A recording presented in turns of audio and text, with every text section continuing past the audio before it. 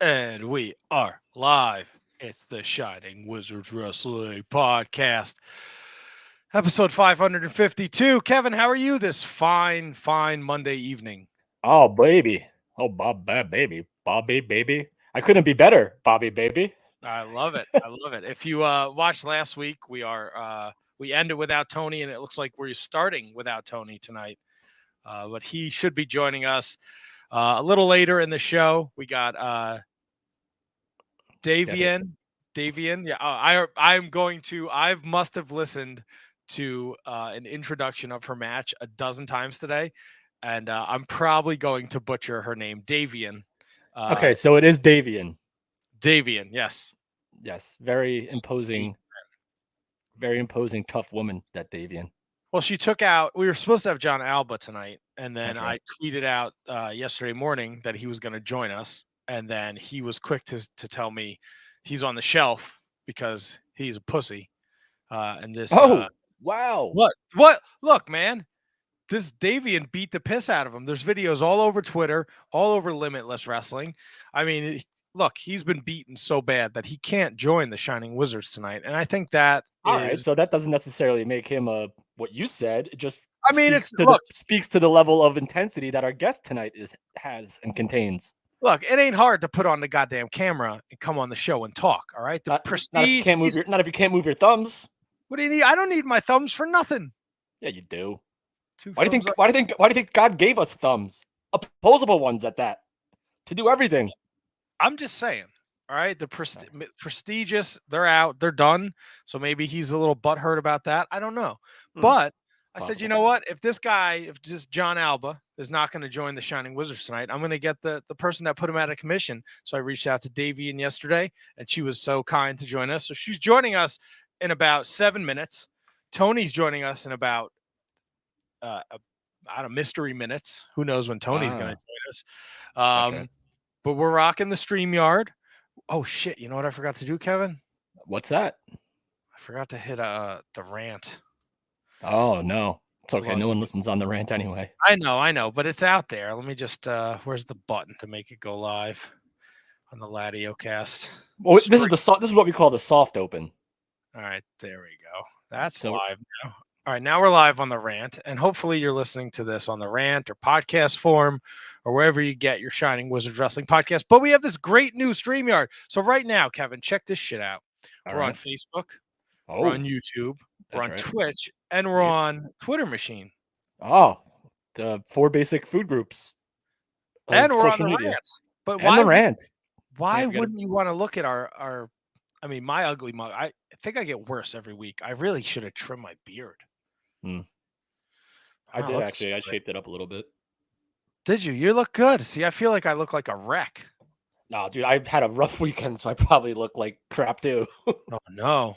Well, you know what? We'll talk about that. We're going to talk about our weekends. I went to the AEW Dynamite Grand Slam.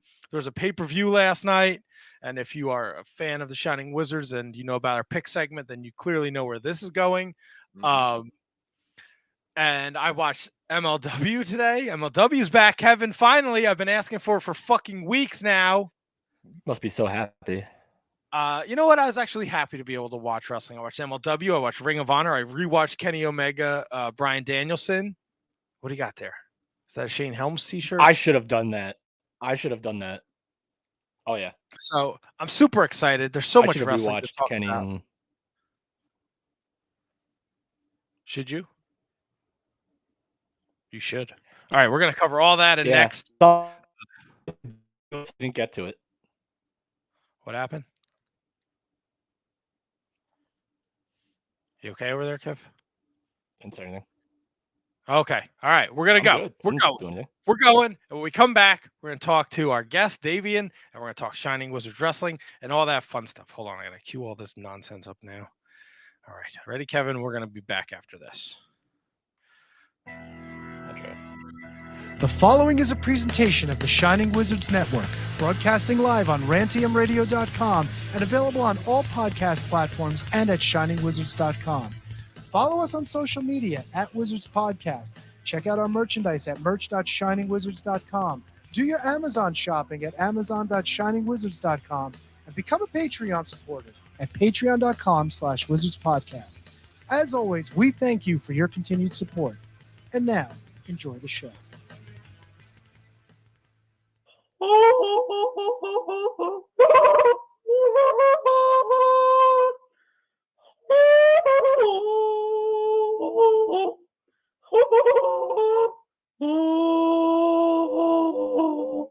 And motherfucking Shining Wizards. This Notorious 27, the Brooklyn Bruiser, repping the 718 Homicide, and you're listening to the Shining Wizard.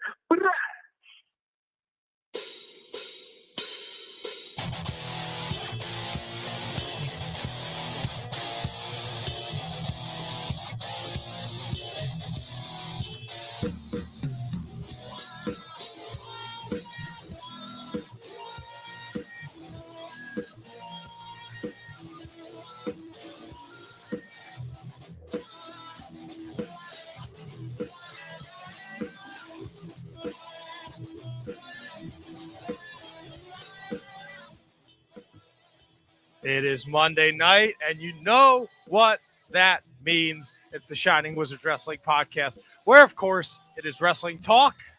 Talk about the wrestling, people. All about the wrestling.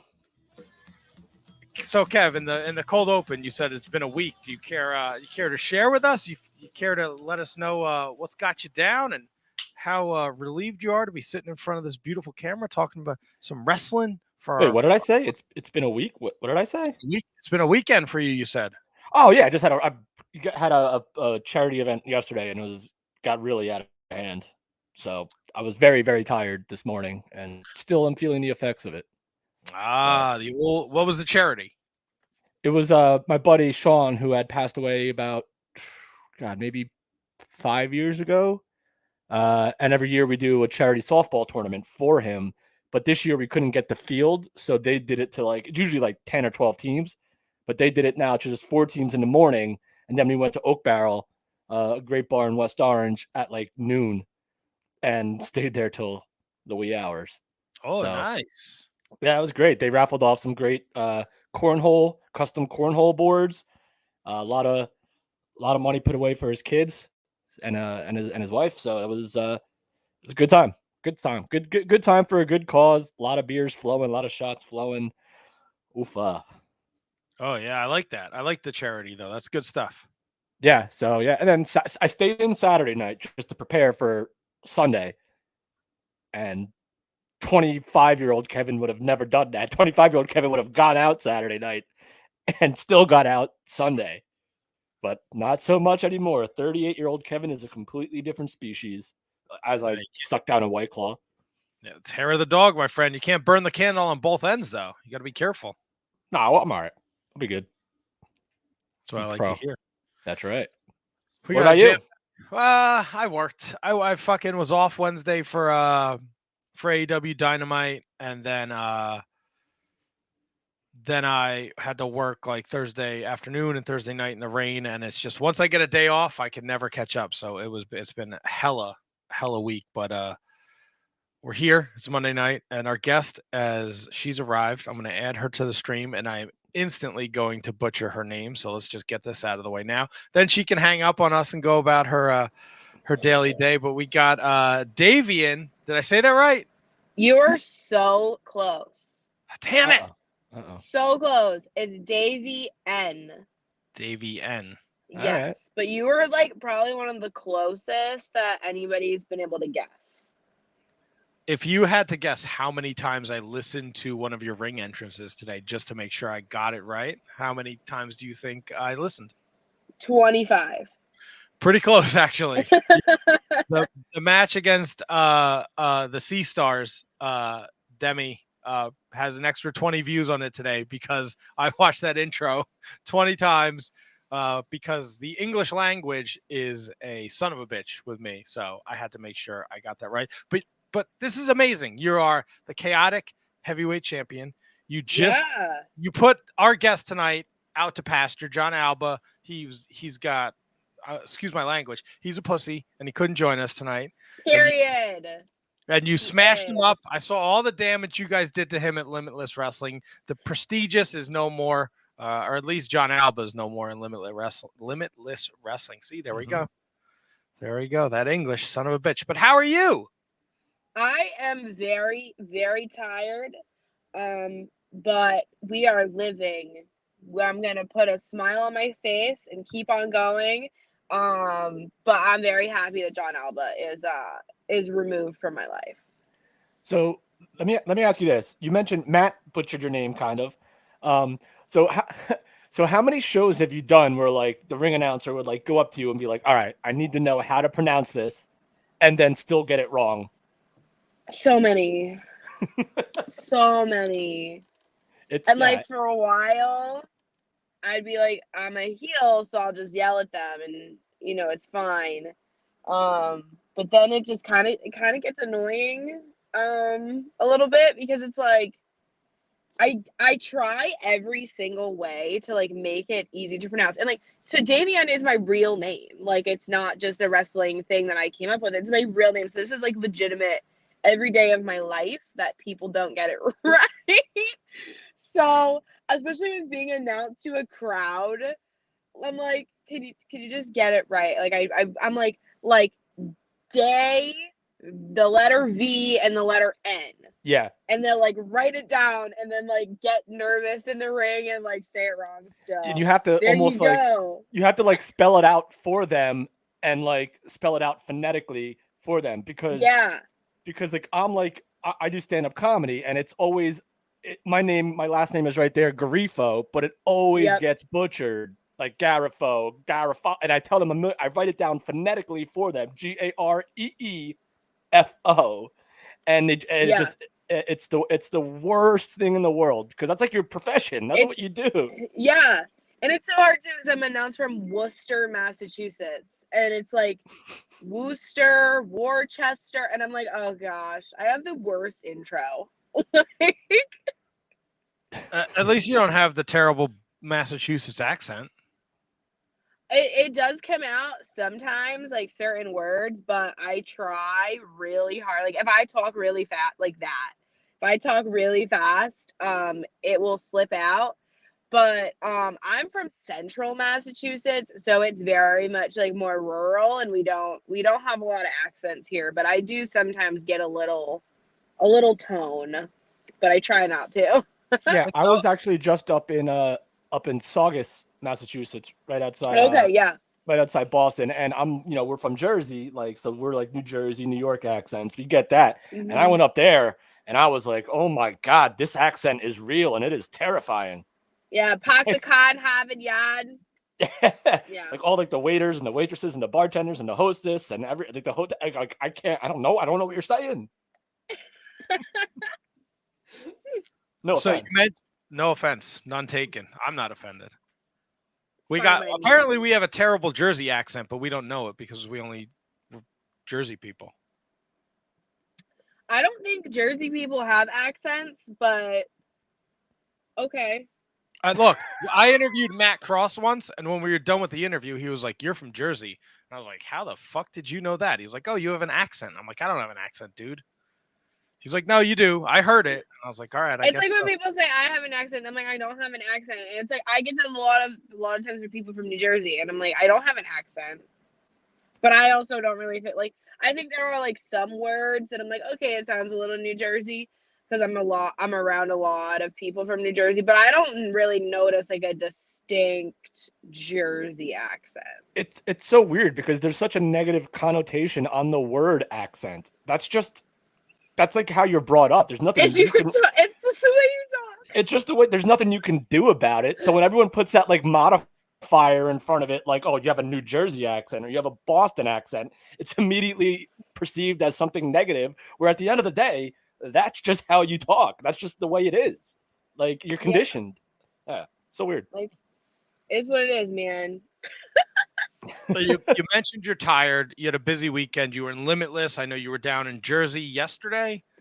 Yes. The Northeast is kind to you, though. You are a staple at a ton of promotions here on the East Coast. Is it safe? Is it chaotic or Limitless? Which one are you calling home? I think they're both equally my home.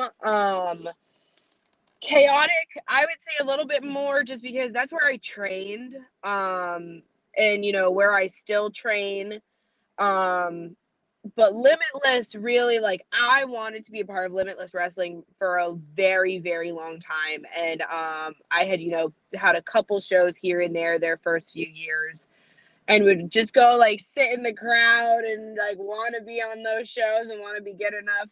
And then, the pandemic happened, and we were doing the road tapings, and I kind of really like found my groove in Limitless, and they welcomed me with open arms. And so it's such a wonderful locker room. It's such a wonderful fan base.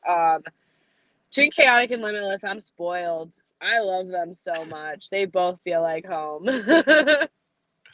That's a wonderful thing. And you mentioned you hit your stride. You're doing wonderful things. I know you beat Alley Catch at Limitless Vacation Land Cup in August. I know you beat Kennedy Copeland at the Masha Slamovich Borch at the beach. And then JT Dunn for that Chaotic Heavyweight title. You are just rolling now on the banner here. And I don't know if you can see it because you're on your phone, but there's a banner of your upcoming events. I do see it. October 8th, Chaotic Wrestling, a haunting in Tewksbury. I couldn't find who you were defending your title against yet.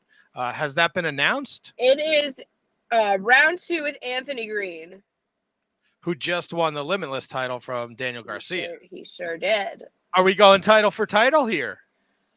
I don't believe so. I would love to do a title for title match, but I think it's only fair that at our September show for Chaotic Wrestling, I was originally scheduled to wrestle Paul London, and he was injured filming his movie, and so he couldn't make it. And then Anthony Green beat JT Dunn earlier in the night, and I was like, well, you get your title shot right now. And I won. I beat Anthony in the in his second match of the night, and I think Anthony deserves to be at 100%. I want Anthony at 100% when I wrestle him, and I'm putting the title on the line again. So I don't think we'll see if I can win the Limitless title from him at a Limitless show. So you just named like 3 of like probably like 2 of like my favorite people, and like one guy who I've been a fan of forever. Paul London is a guy that I've been a fan of forever, and JT Dunn is very close to holding the record of guest appearances on the show, and AG is just one of the best ever. What do those three guys specifically mean to you, especially maybe like JT? JT is somebody who was very unexpected, I guess, in my career.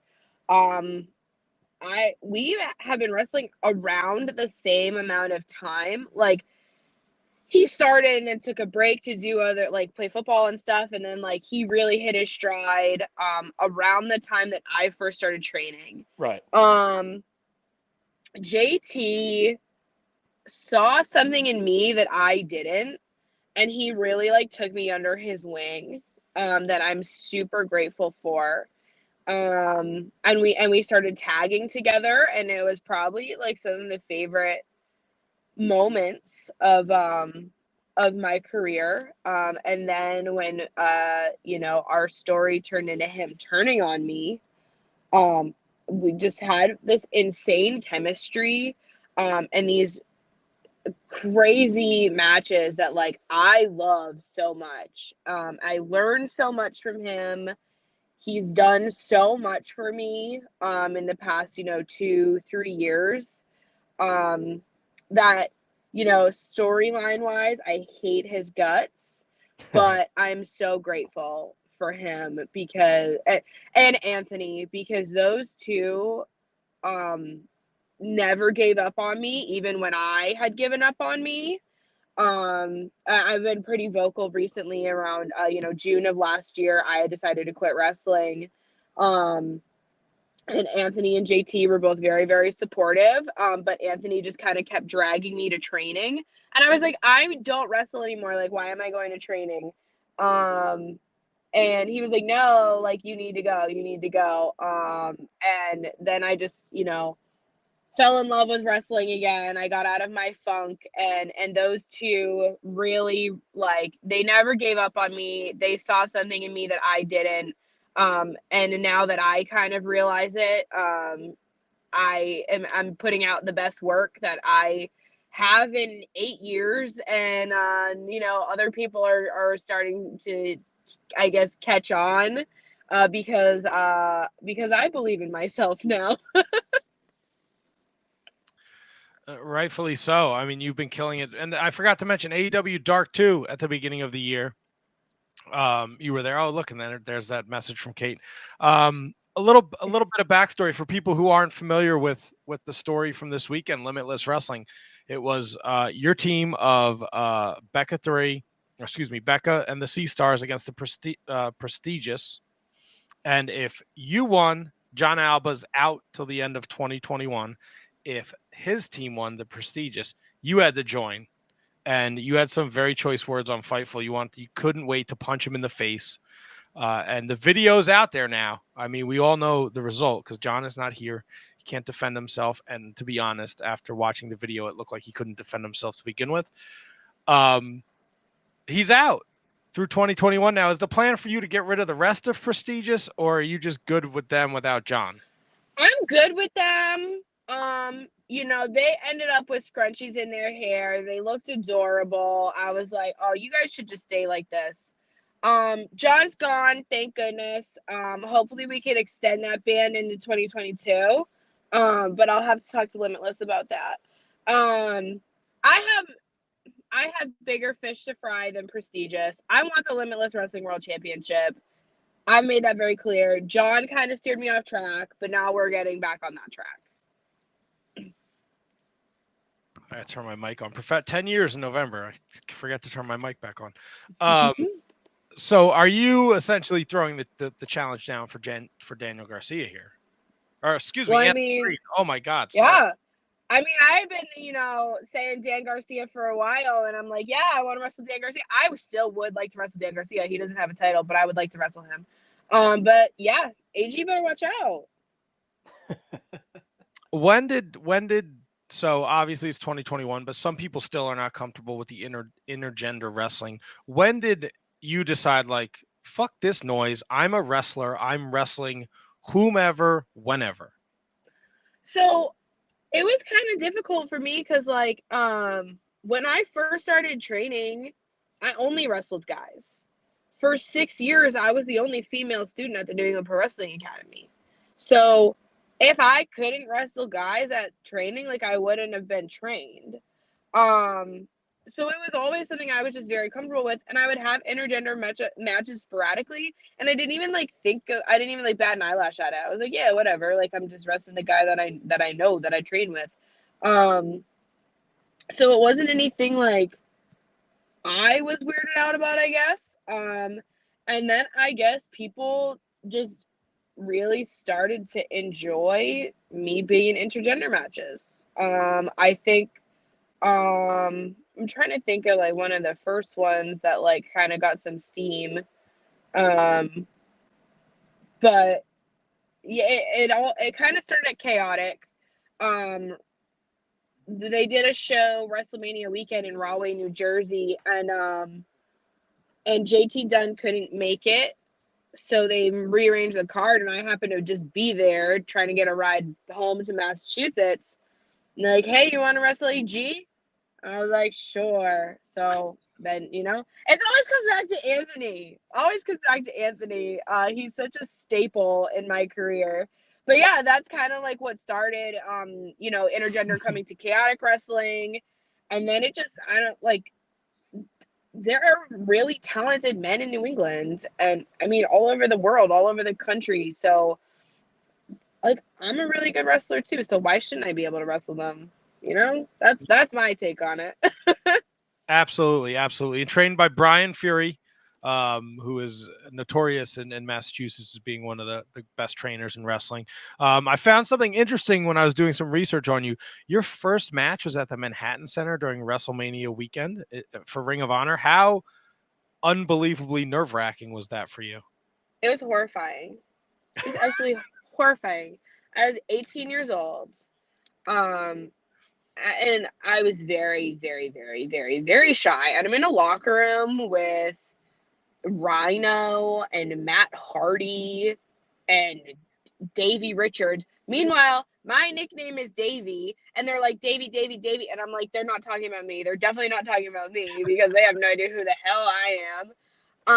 And there was like 4 tapings, and I was second to last in the last taping. So I was sitting there all day just like panicking. And then it was like 30 seconds and it was over. But it was great. Like, it was so wild. Like, who gets to say that that's their first match?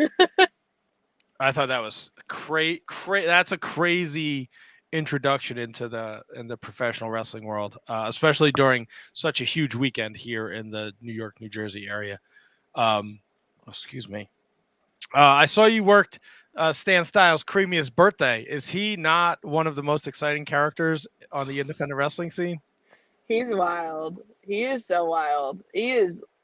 Every single time I look at Stan Styles, I'm like, how are you real?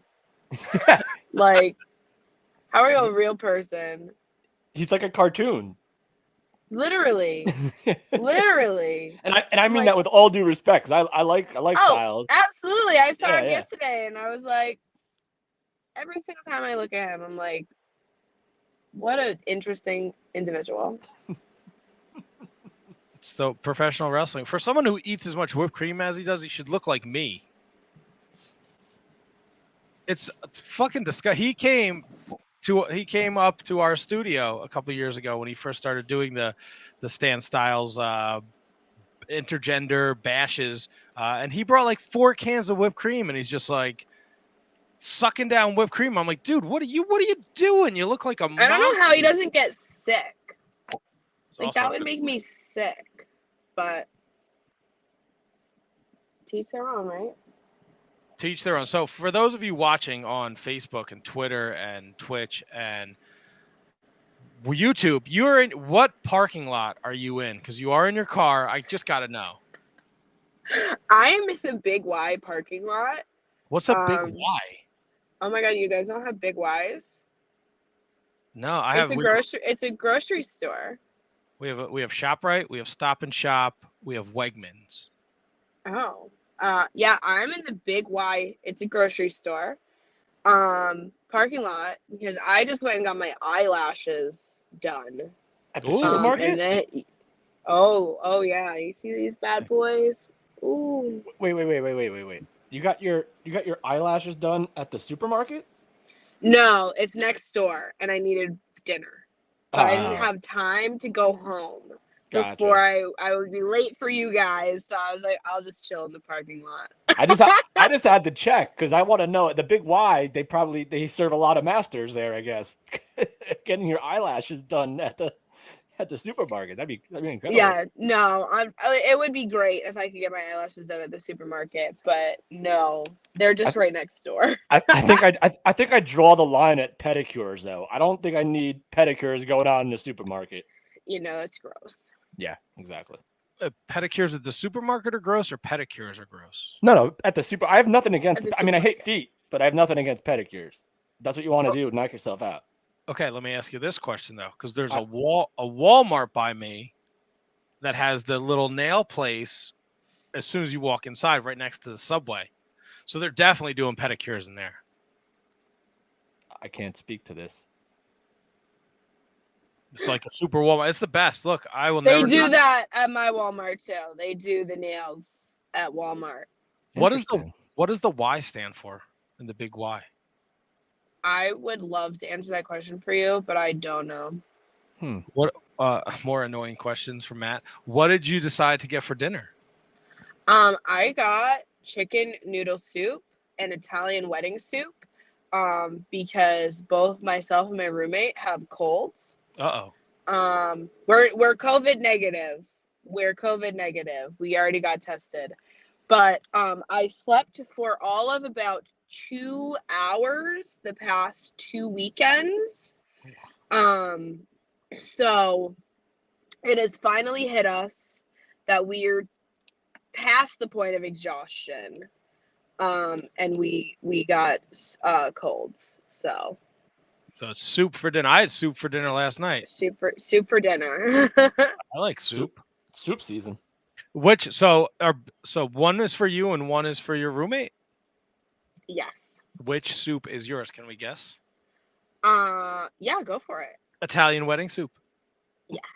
Yes. All right, but you said the chicken soup first, though. So Big Y is cool, right? It has like hot soups already ready. And they only had chicken noodle as the hot soup. So then I got the Italian weddings. They're pre-made, they're cold, so we're gonna have to heat them up. But yeah. So you have your roommate's hot soup in the car right now. Yep. Ooh, uh-oh. Well, he'll be fine. Tell your roommate we're sorry. He'll be fine. He said he was gonna DoorDash Applebee's too because he's hungry. Gross. Applebee's. Gross. I worked at an Applebee's for a long time. Yeah. Applebee's is great. Look, it's a lot different. When I used to work there, everything went in the microwave. I don't think that's the case. I believe it. I mean, that was like 20 years ago, so they don't do that anymore. When you were going to do a podcast where you put John Alba out of Limitless till the end of the year, did you think you'd be talking about the Big Y and soup? No, but I'm here for it.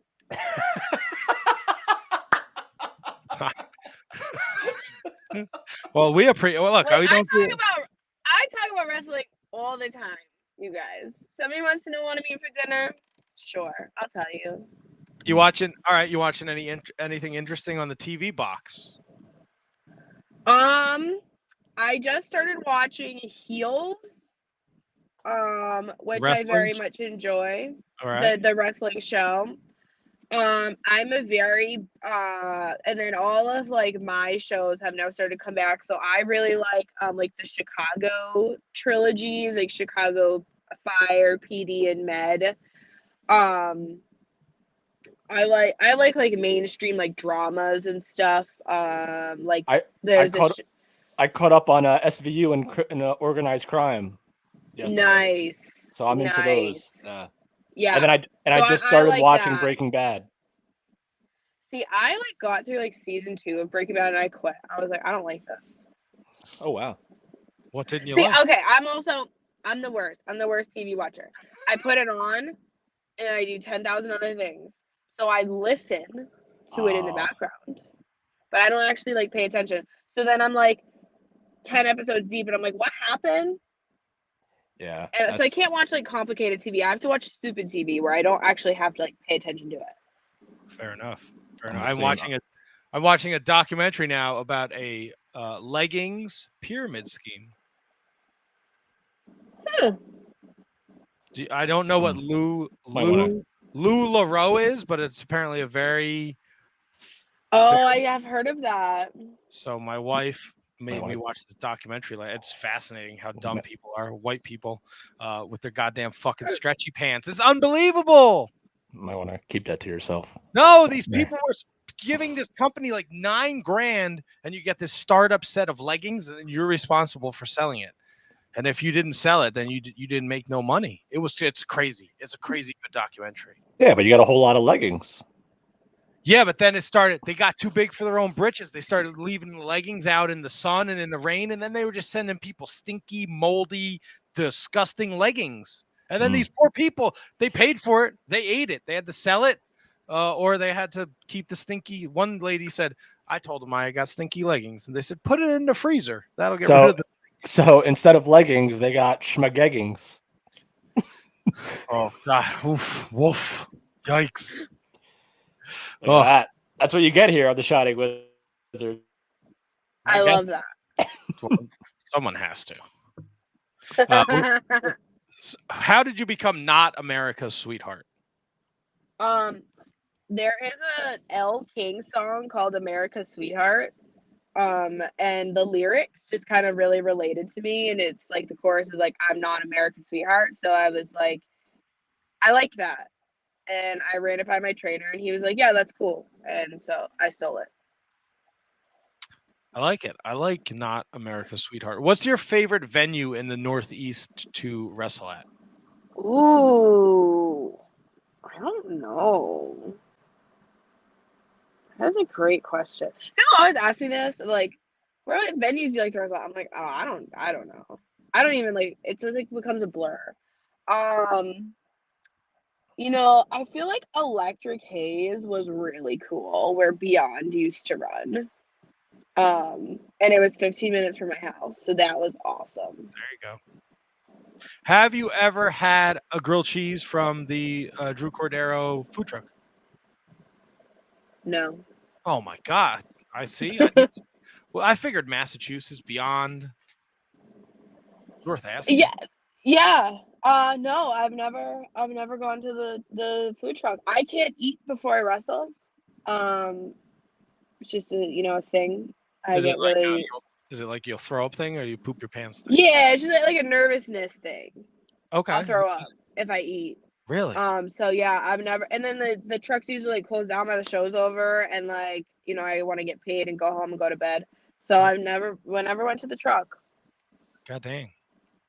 Yeah. I guess that's good that you still get nervous before you get in the ring, right?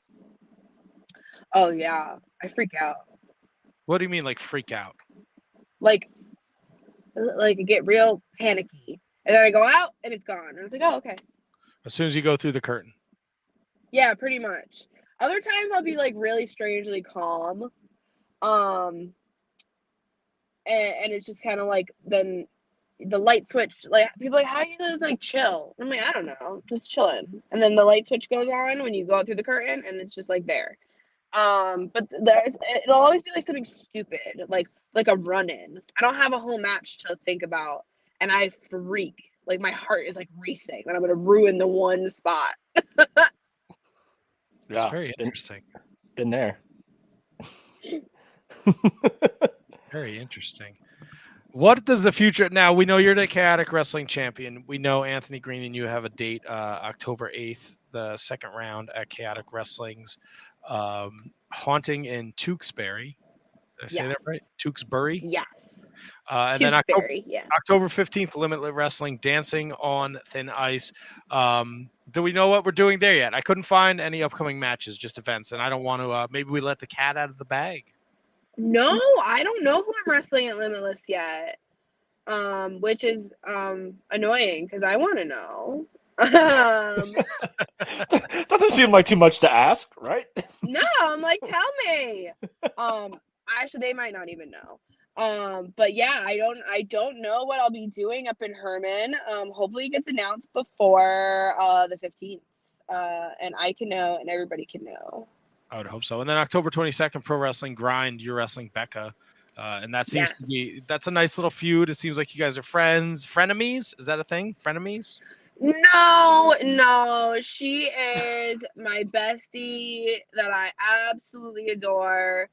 And we just, sometimes you just got to fight your friends because it's fun. And we have a blast doing it. What's the who's on the short list for you that you'd love to get in the ring with, especially since it seems like so many talented people are becoming available every couple months? So I don't want to jinx it because the last few people I've said I wanted to wrestle have gotten injured.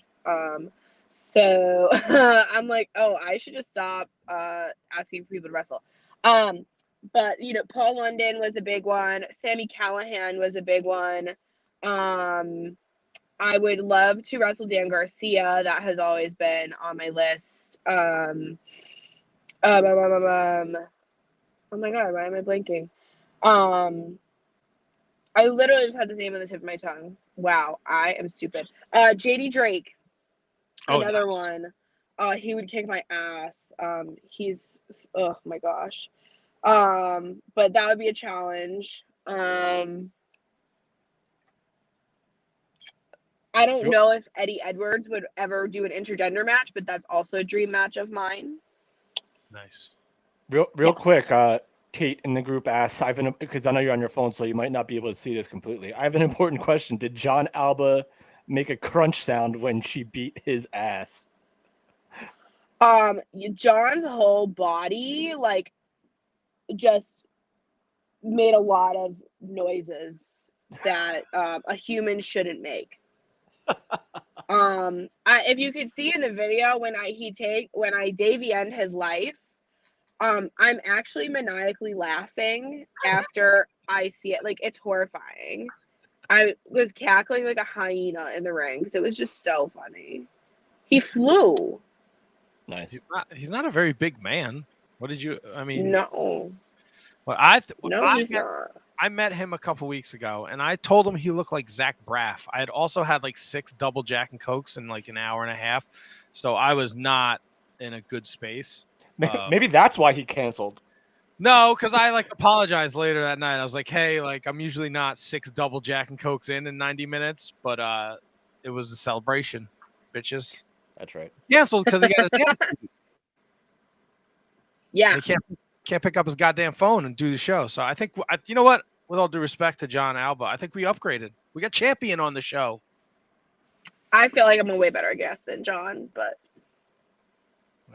we may never know. John never may come back on the show after he hears this. If he hears this, who knows?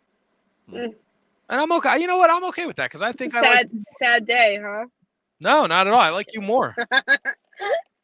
If you couldn't sense the sarcasm. You have more upside for you. So I mean, then when you make it big, we can just add you to the list of amazing guests we've had on our show. Absolutely. I know you don't feel good. I know you're in the Big Y parking lot. Your social media is at Davienne on Twitter, Davienne _ on Instagram, ProWrestlingTees.com/Davienne_. If you want to grab a t-shirt and support the champ, Chaotic Wrestling champ. She's also she held the WSU Spirit Championship for 608 days. That's a super long reign, and almost a year with JT Dunn as the tag team champion. So she's doing unbelievable things. And Anthony Green at Chaotic October 8th. Limitless Wrestling October 15th, October 22nd is Grand. I have it right in front of me. I don't know why I'm looking. Pro Wrestling Grind. She's taking on Becca.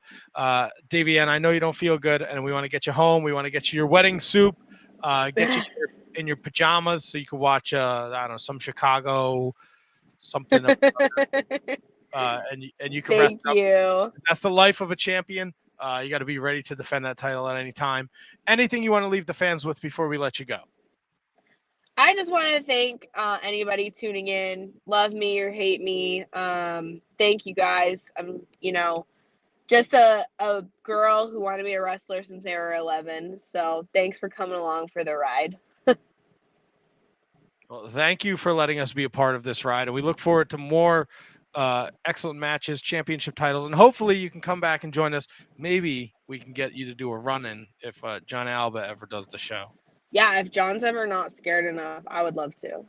I mean, if he really thinks you can jump through the screen like a horror film, then he'll probably run away. But I think that would be fun to have you put John back in his place if he ever comes back on the show. I would love that. Davienne, we love you. You're fantastic. Thank you for taking time out of your schedule. Sorry you had to do this interview from your car. We look that you're a true professional. Respect the fact that you knew if you tried to get home, you would not. I would be late. Didn't want to be late. We appreciate that. You're a true professional. Of course. Thank you, guys.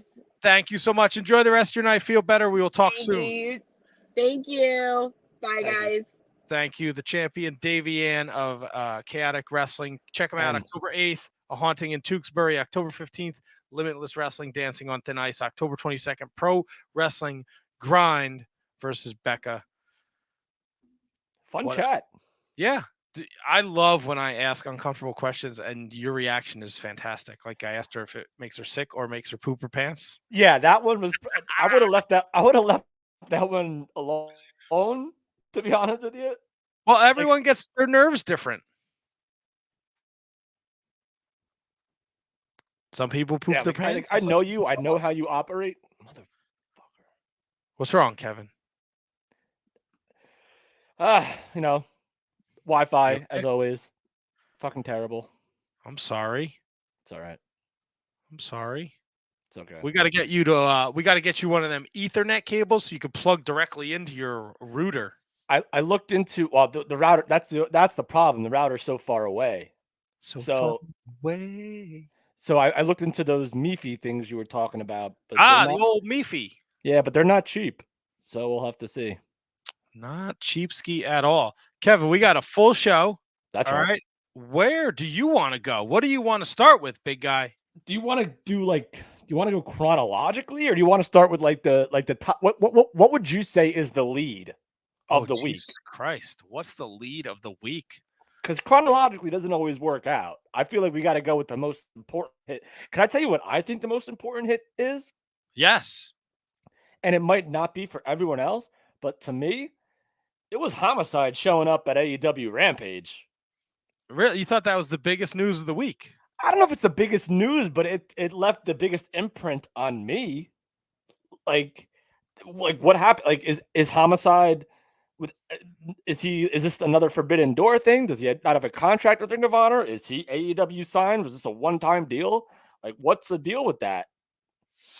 I think it might have been just a one-time deal. They're in New York. The tie-in with Eddie Kingston. I think it was just a feel-good moment. And then, of course, but they didn't really do much with it afterwards. Like there was no big huggy celebration. There was no real they did it in the corner. I get that, but they didn't do a whole 3-arm raise. What does this mean? They were trying to rush it out. It seemed like they were. So I was at Grand Slam, so I don't know if it made Rampage. They were trying to wrap Eddie Kingston up, and I don't know if it made air. And Eddie Kingston's like, I don't give a fuck. I'm in here with Homicide. He's my mentor. He saved my life. They had a big hug. They were sharing beers. That may have not been off the air. That was off the air. That was not on Rampage. So they had that big moment afterwards for the live crowd. What it meant for Eddie Kingston to be wrestling in Queens. He said, and I did not get to watch Rampage Friday night because I worked, but he said, we put the flag in the sand. And now all these guys that showed up helped us put the flag in cement. And AEW owns New York now. It was a fucking unbelievable moment and an unbelievable night. Fucking Grand Slam was. Yeah. Woo! I gotta see if I can find the post show on YouTube. I probably could have already done it, but it was the Eddie Kingston stuff. Yeah, it might be out there. I'm sure there's some fan footage of it somewhere out there. Yeah, but to me, that was obviously we had the match of the century with Daniel Bryan and Kenny Omega on Dynamite. Did we really expect anything less from those two? But it was to me, I was babysitting. I was trying to the very last minute to go to the show, to literally try to go, but I couldn't not babysit the nieces, even though they were asleep the entire time, but had to be there to make sure they were okay. But anyway, I watched it, had a nice White Claw in a koozie, watching AEW Dynamite, which is slowly creeping up on my favorite show on all of television to watch. It's that freaking good, and they give me Kenny Omega and Bryan Danielson to start the show, baby. Like Davienne said, I'm here for it. Yeah, it was an unbelievable atmosphere. Yeah. I got there nice and early because I'm a psychopath. Yes. What time did you get there? We met at my house at 1:00.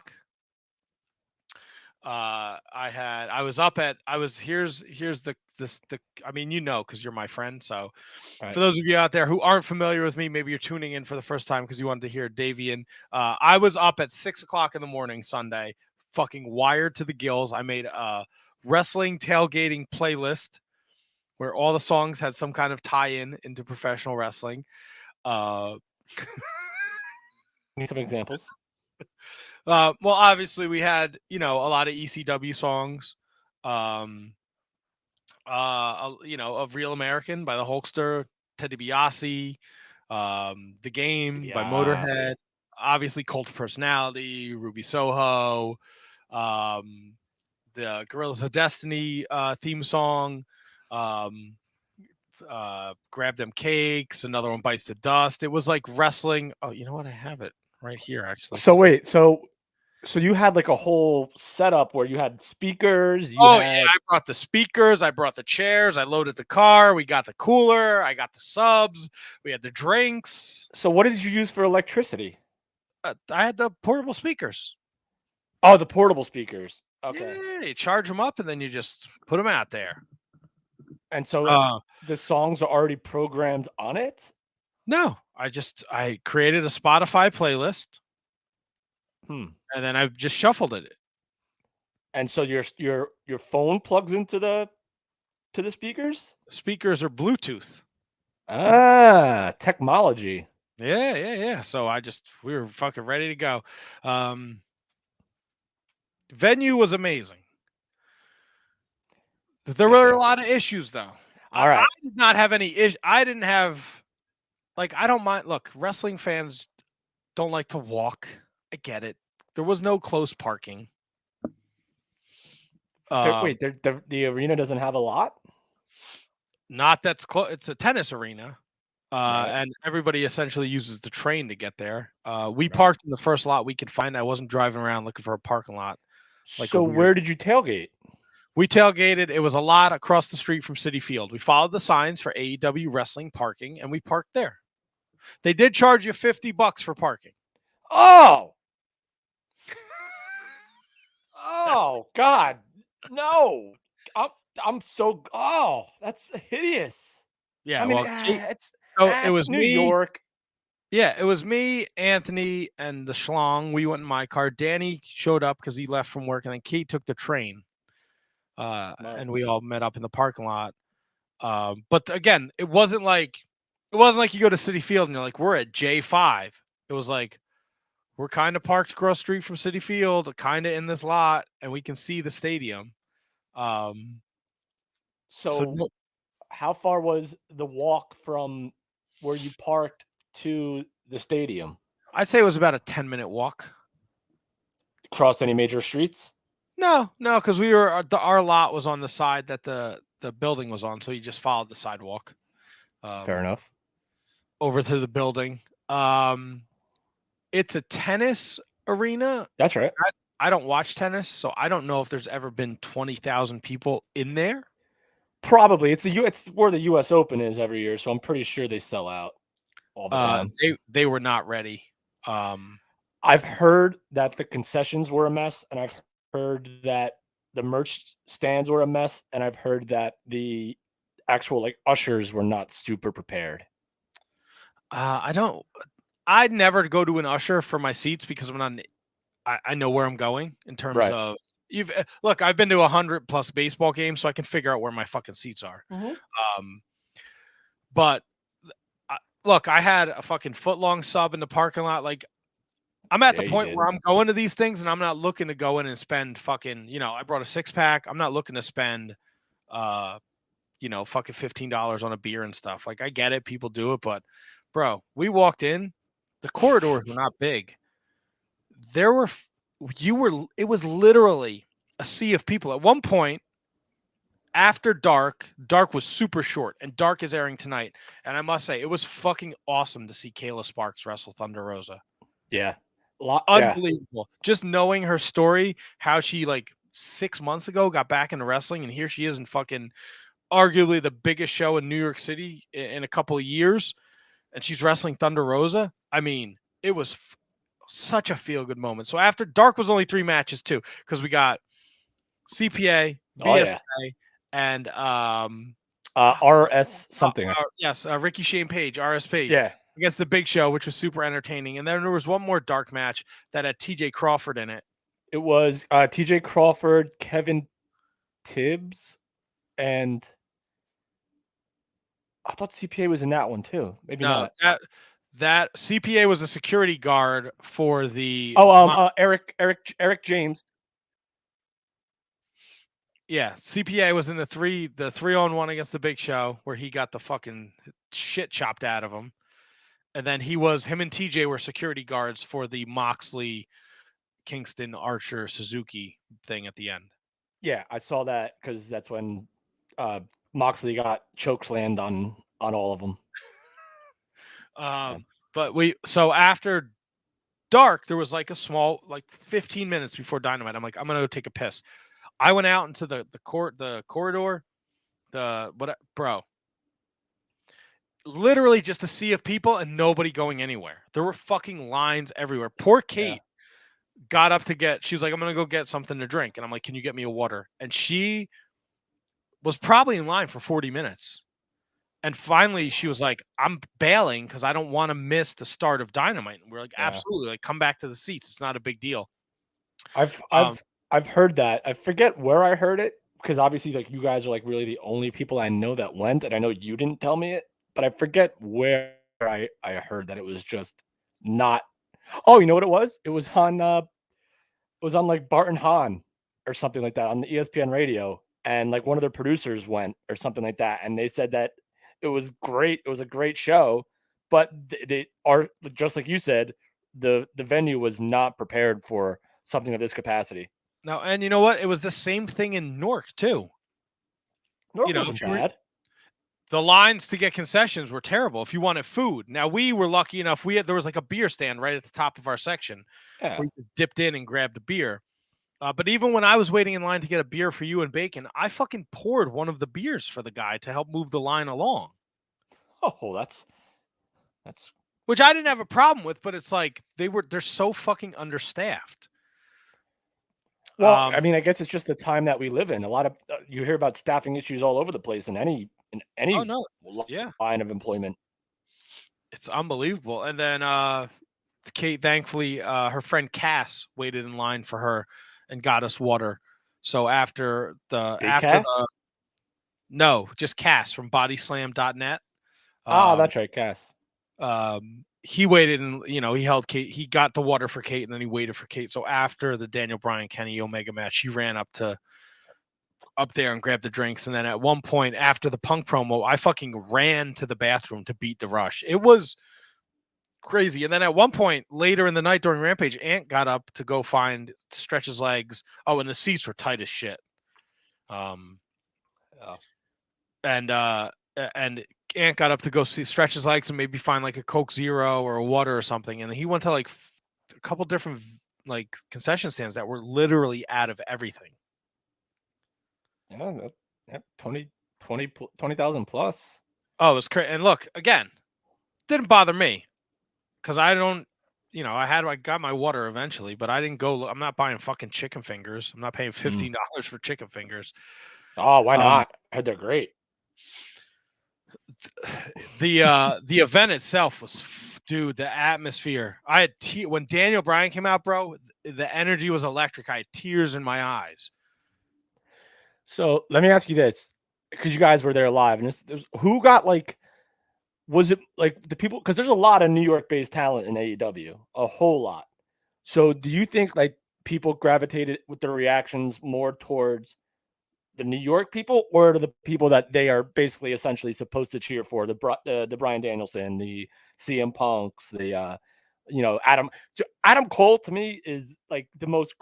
He's like such an enigma to me. Like he could do like I don't think he'll ever get booed. Like I don't like he could be a heel, but he will not get booed because his entrance and his aura and his presence and his boom and baby is just going to be so freaking over for the rest of his life that it's almost at some point you're already planting the seeds, even though you're not, for him to turn on this group or something like that. Because he just won't get booed. He really won't. He was over. Punk, people were so happy to see Punk. Obviously, I mean, I went back today. Finally, I had time to watch rewatch Kenny Omega and Bryan Danielson. And before like that, the crowd was so electric. I can't even like the atmosphere. Look, if you have a chance to go to an AEW show, like you do it now. Like it is, people are just fucking happy to see wrestling with these characters. People are fully invested.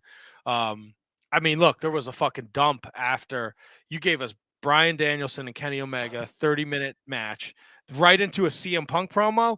I felt bad for MJF and Brian Pillman Jr. So, bro, after that, you need to I was like spent after that.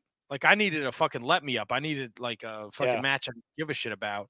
Because man, they just were like, we're gonna fucking hammer it home.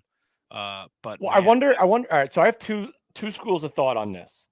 One is you want to get people in there to stay. So kick it off with essentially even though Britt Baker is phenomenal, she deserves to have a main event spot.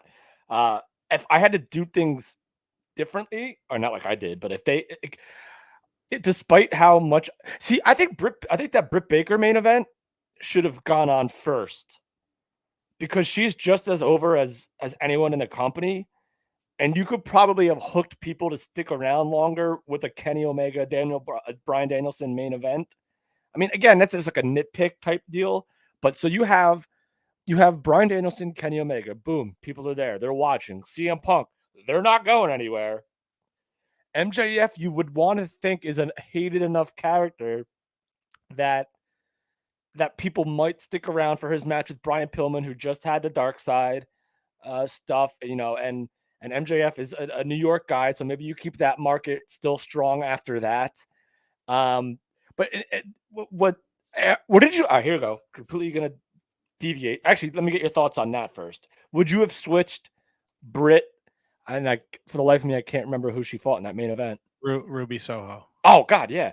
Would you have started with that and maybe finished with Bryan Danielson and Kenny Omega, or would you have done it the same?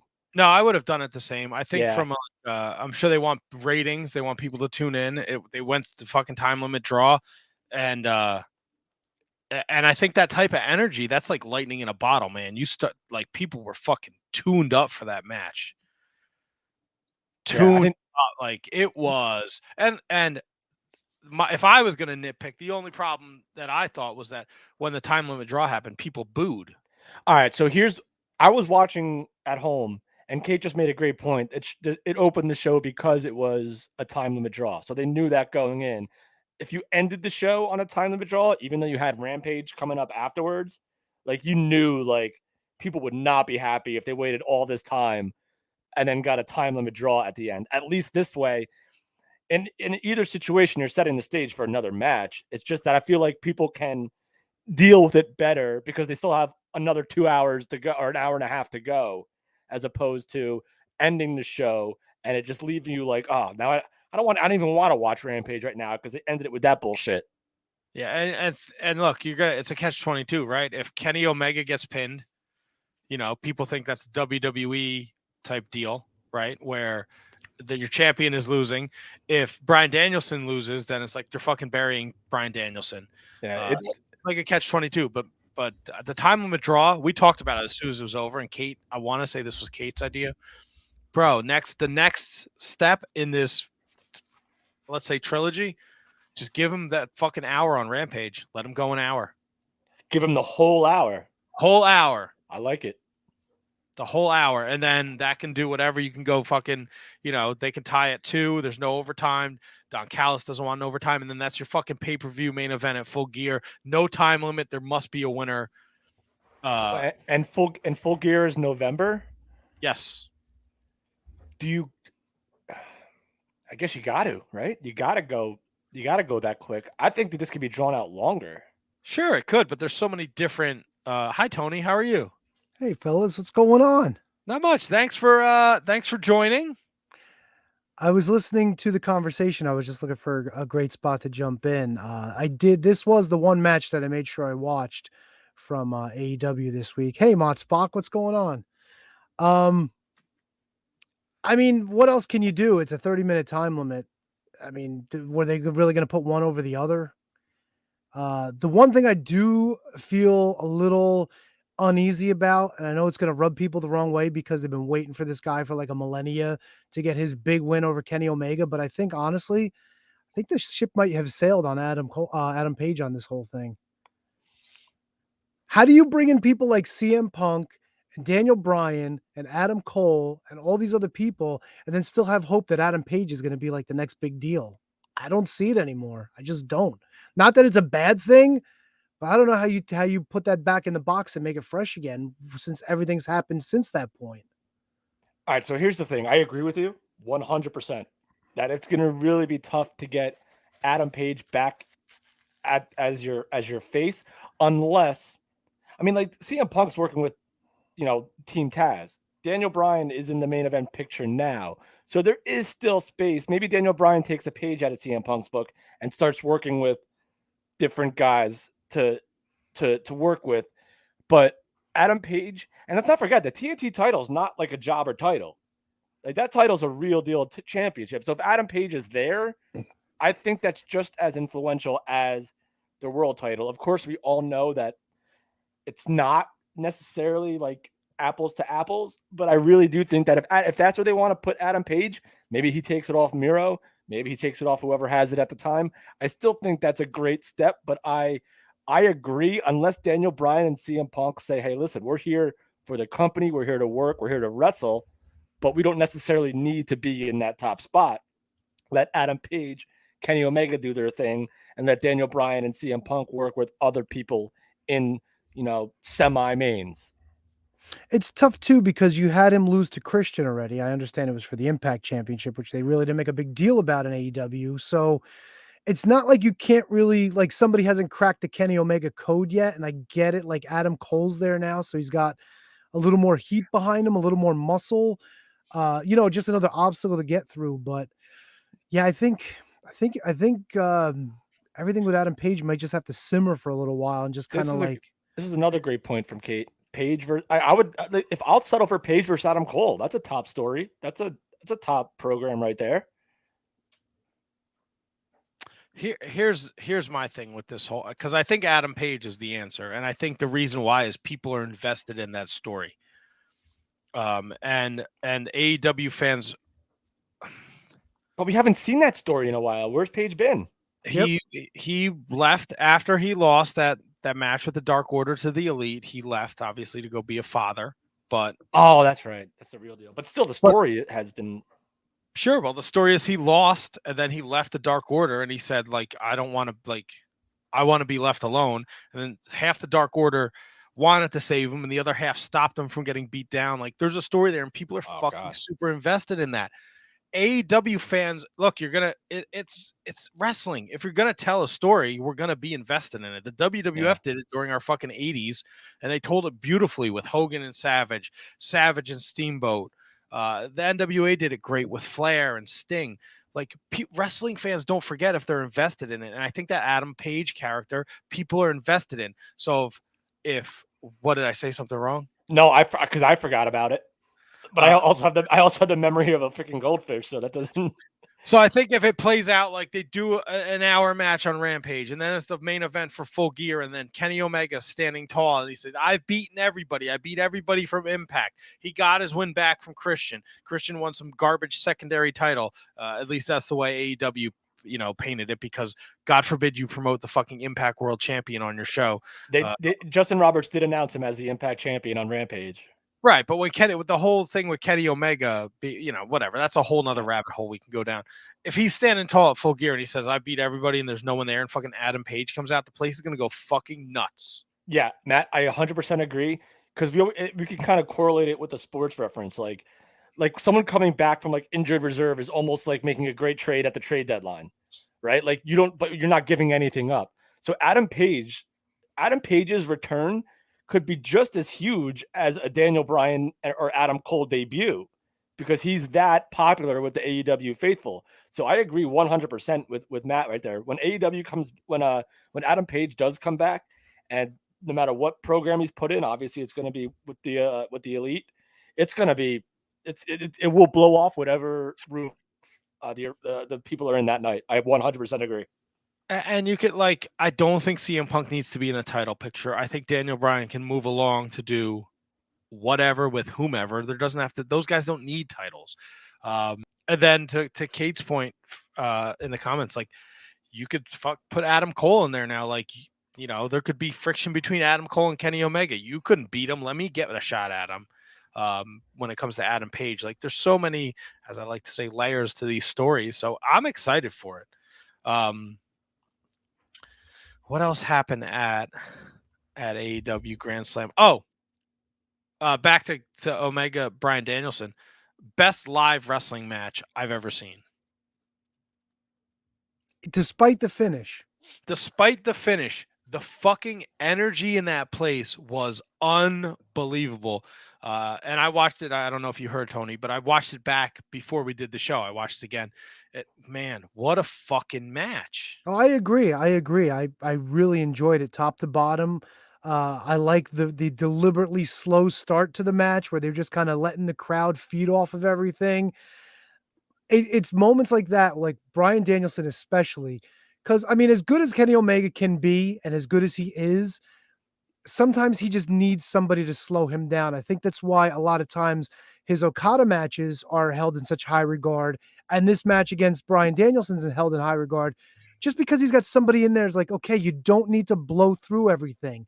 Get your hope spots, get your hype spots, and then just settle it back down just a little bit. You don't always have to go full throttle to tell a great story, and this match was the perfect example of it. No qualms at all with anything in this match, except for the ending. But I mean, I get the ending. Don't get it twisted. I get the ending. I get why they did it. And I guess it was a creative decision where, because I don't remember hearing them announcing to the crowd like 10 minutes gone by, 20 remaining or anything like that. Did you notice that live? Did you hear any of that? There was one time when you could hear Justin Roberts do the time cue. But I mean, they even said it on commentary, like he couldn't hear it. Dude, I couldn't. If he did it every 10 minutes or every 5 minutes, I didn't hear it except for once. Yeah. The place was fucking loud, dude. So loud. I get it. It's a catch-22 because if you start announcing time limits and everybody just groans, because then if you go for the Broadway, everybody saw it coming. And then if you don't announce it and the Broadway comes out of the blue, everybody groans like, oh, I can't believe it's over. We didn't get a finish. I guess the way they did it, if you didn't hear it, which I didn't, was probably the lesser of two evils, if you could even call them evils. But still, top to bottom, great match. Loved it. Loved it. Trying to think of what else was on Dynamite Grand Slam. MJF, look, I loved MJF. I don't give a shit about Brian Pillman Jr. I'm sorry. He's not there yet. He's getting there. He's just not there yet. I don't see him on the MJF level at this point. That's the thing to me. Like I said, not every match can be billed as. I mean, this was billed as like a must-see match, not a must-see match, but like it was a profiled match. They did enough promotion for it. It was all. I think it's all because of Pillman and MJF's back and forth leading up to it. Like MJF completely crapping on his family and all that stuff. So I mean, it made sense. Not every match has to be, despite how big a show it is. Doesn't necessarily need to be like, a main event type match, even though MJF is a main event guy. I think it was fine. I had no problem with it at all. And I think Pillman has a little bit more potential than maybe you guys think. Just me. I mean, I don't think he's there yet. I just didn't give a shit about the story and the match. And maybe that's because you just fed me Bryan Danielson and Kenny Omega, followed by a CM Punk promo, which I don't think I've ever seen CM Punk live. Wrestling? Yeah, I was trying to think it. I don't think I have. I think when we went to that WrestleMania. Okay, yeah, that's right, against The Undertaker. That's a great point. Yep. One of the big ones. It's all a fucking blur to me, man. I understand. All I remember is Ryback and Mark Henry from that WrestleMania. Yeah, and Mark Henry beat Ryback. And then Ryback got the shell shock, and we all just looked at each other like, really? What was that? God, that was a crazy WrestleMania. FTR against Sting and Dobby. Sting. Dobby. Look, Taz. I think Darby Allin is if he's not a huge star, he's going to be, but that's if he fucking makes it. Oh, because you think he'll hurt himself? Holy shit, that fucking way he ended that match where he fucking did whatever he did on the fucking apron. Oh my God, holy shit. It's cringy. Yeah, I don't want to see Darby Allin turn into the next Mick Foley. I really don't, like he loves the business so much he's willing to do what he does. And what he does stands out from everybody else because it literally looks like he's trying to kill his opponent. And that's what makes it so great. He's got the size where he could just catapult himself, and he's got the speed to do it. So when he throws himself, he looks like a fucking maniac, which is what puts him over the top. But yeah, man, you do that for so fast, for so long, it's not going to end well. It's really not. You hope and pray for the best, but yeah, man, he's got to figure something out. I don't want to see him wind up in a wheelchair in a couple of years, you know? No. Yeah, but like you could tell, like he looked back, like he knew where, like at the end of the day, like all these like extreme sports, like like he knew what he was doing. Like he looked back, he saw it. Sure, but Owen Hart knew what he was doing when he gave Stone Cold that fucking pile driver. It's just a matter of inches. Yeah. All right. Well, I mean, that's him doing it to someone else. This is Darby just flying through the breeze. Right, but if he slips off the top rope or he miscalculates and he hits his spine the wrong way on that apron, he's drawsing it up. Even if he hits his spine the right way, you can easily pick up an injury, not know about it for a long time, and then something innocuous like a back bump, and that's it, dude. Look at Dynamite Kid. Dynamite Kid was hitting the ropes and his back gave out. Yeah. You know what I'm saying? You just never know. It's like when you get into like a car accident and you feel fine right after it, and then like the next day you're just like, holy shit, something's wrong. Or you might even feel fine the next day and then just turn your head to look at somebody and then, ooh, boy. Oh, yeah, just like that. Oh, boy. Oh, boy. Oh, boy. Also from Grand Slam, Malachi Black's entrance is fucking unbelievable. He wrestled Cody? He did wrestle Cody, and Cody brought out the old fucking third wheels with him, fucking Arn and Brandy. Oh, did Brandy bring the kid out too?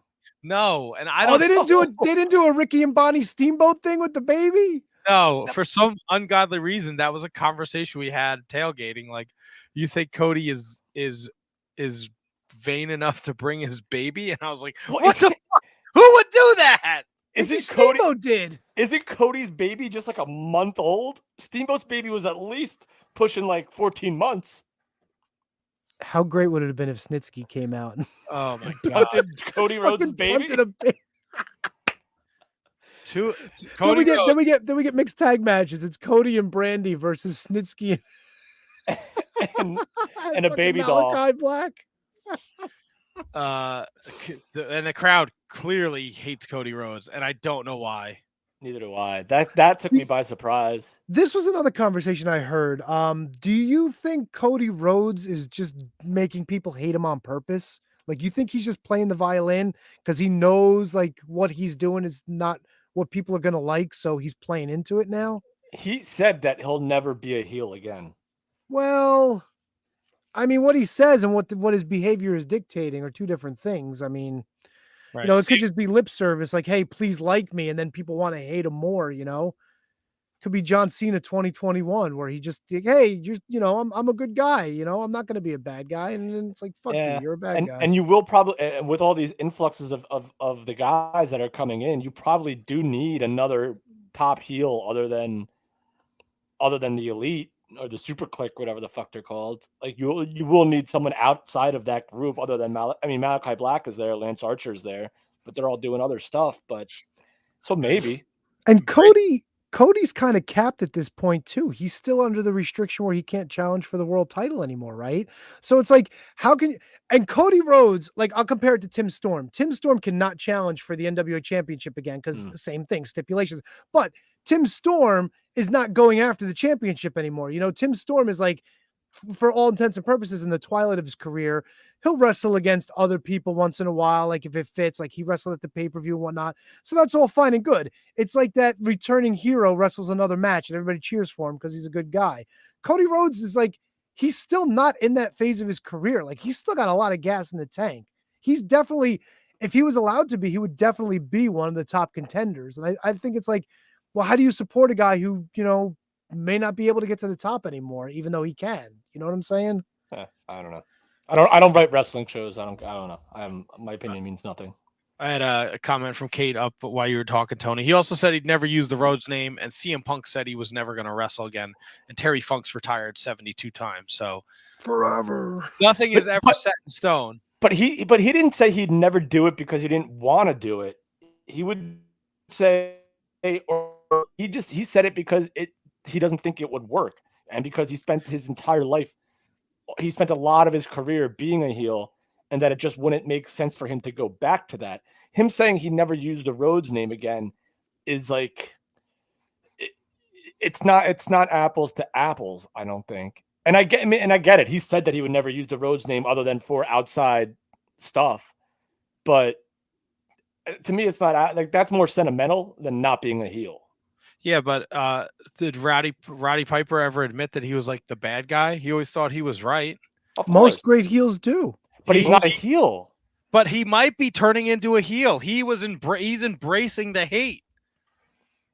All right, so we're in New York, right? The most like volatile, one of the most volatile markets in the world.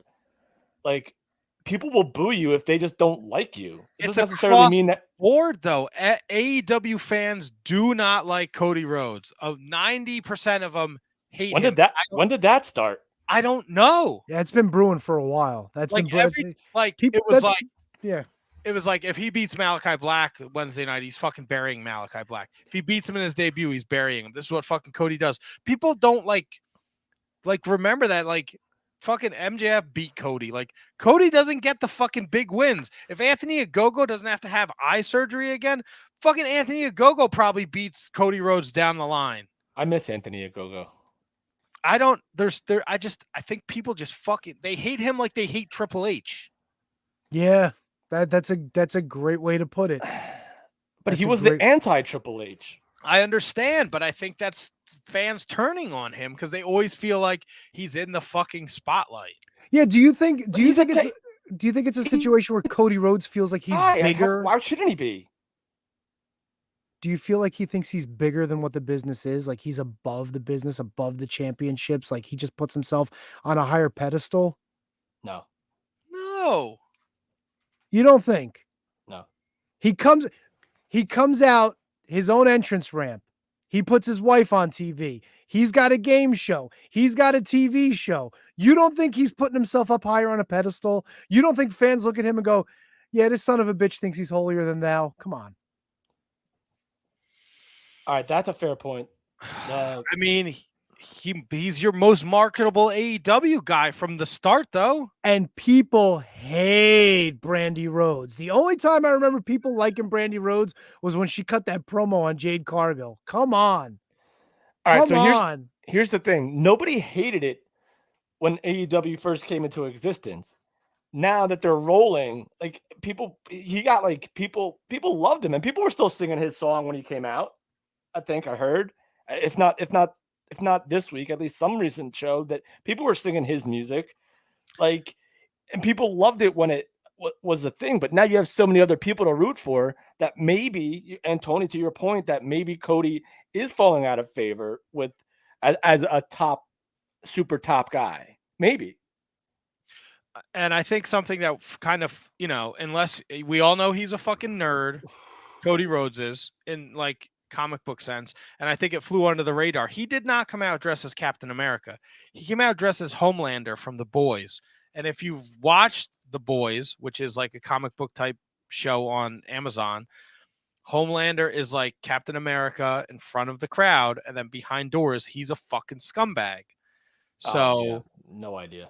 So, and if there's anyone out there listening that has seen The Boys, you get the reference. Like, he's kind of like teetering, like he might be the Homelander of AEW, where he goes out in front of the crowd and he wants to be loved, but he knows they hate him and he fucking eats it up.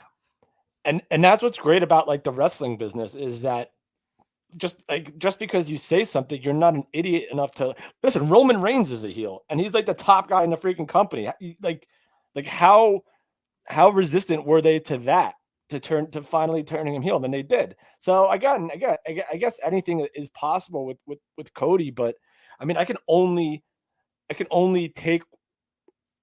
base an opinion on what someone says. Like I'm not reading deeper into it. I don't really care. It's not my job. So I can only go by what people say. And if Cody Rhodes said he wasn't going to be a heel ever again, I kind of believed him. But I mean, it makes sense. He's not an idiot. Like he'll adjust on the fly like everyone else does to situations. You believe them because you're a fucking mark. Fuck off. The Rampage tapings were awesome too. I don't think we need to get in depth on it.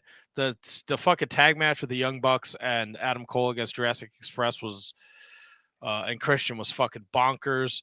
The 8-man with the Lucha Brothers and Santana and Ortiz was unbelievable. It was awesome from a personal standpoint to see Santana and Ortiz get that love and admiration from the fans in Queens. And then yes. It's Ortiz's birthday today. Oh, is it really? Shout out to Ortiz. Happy birthday. Oh, Matt, can I ask you a question? Yeah. Did Santana and Ortiz win the tag belts in New York? No. And Did Eddie Kingston win the TNT championship in New York? I openly mocked all the people I went to the show with. Busted! All right, so what? If you listen to the Wednesday night show leading up to Queens, it was it'll be a big moment. Eddie Kingston will win the TNT championship. Santana and Ortiz should win the tag titles at Queens and Arthur Ashe. Who said this?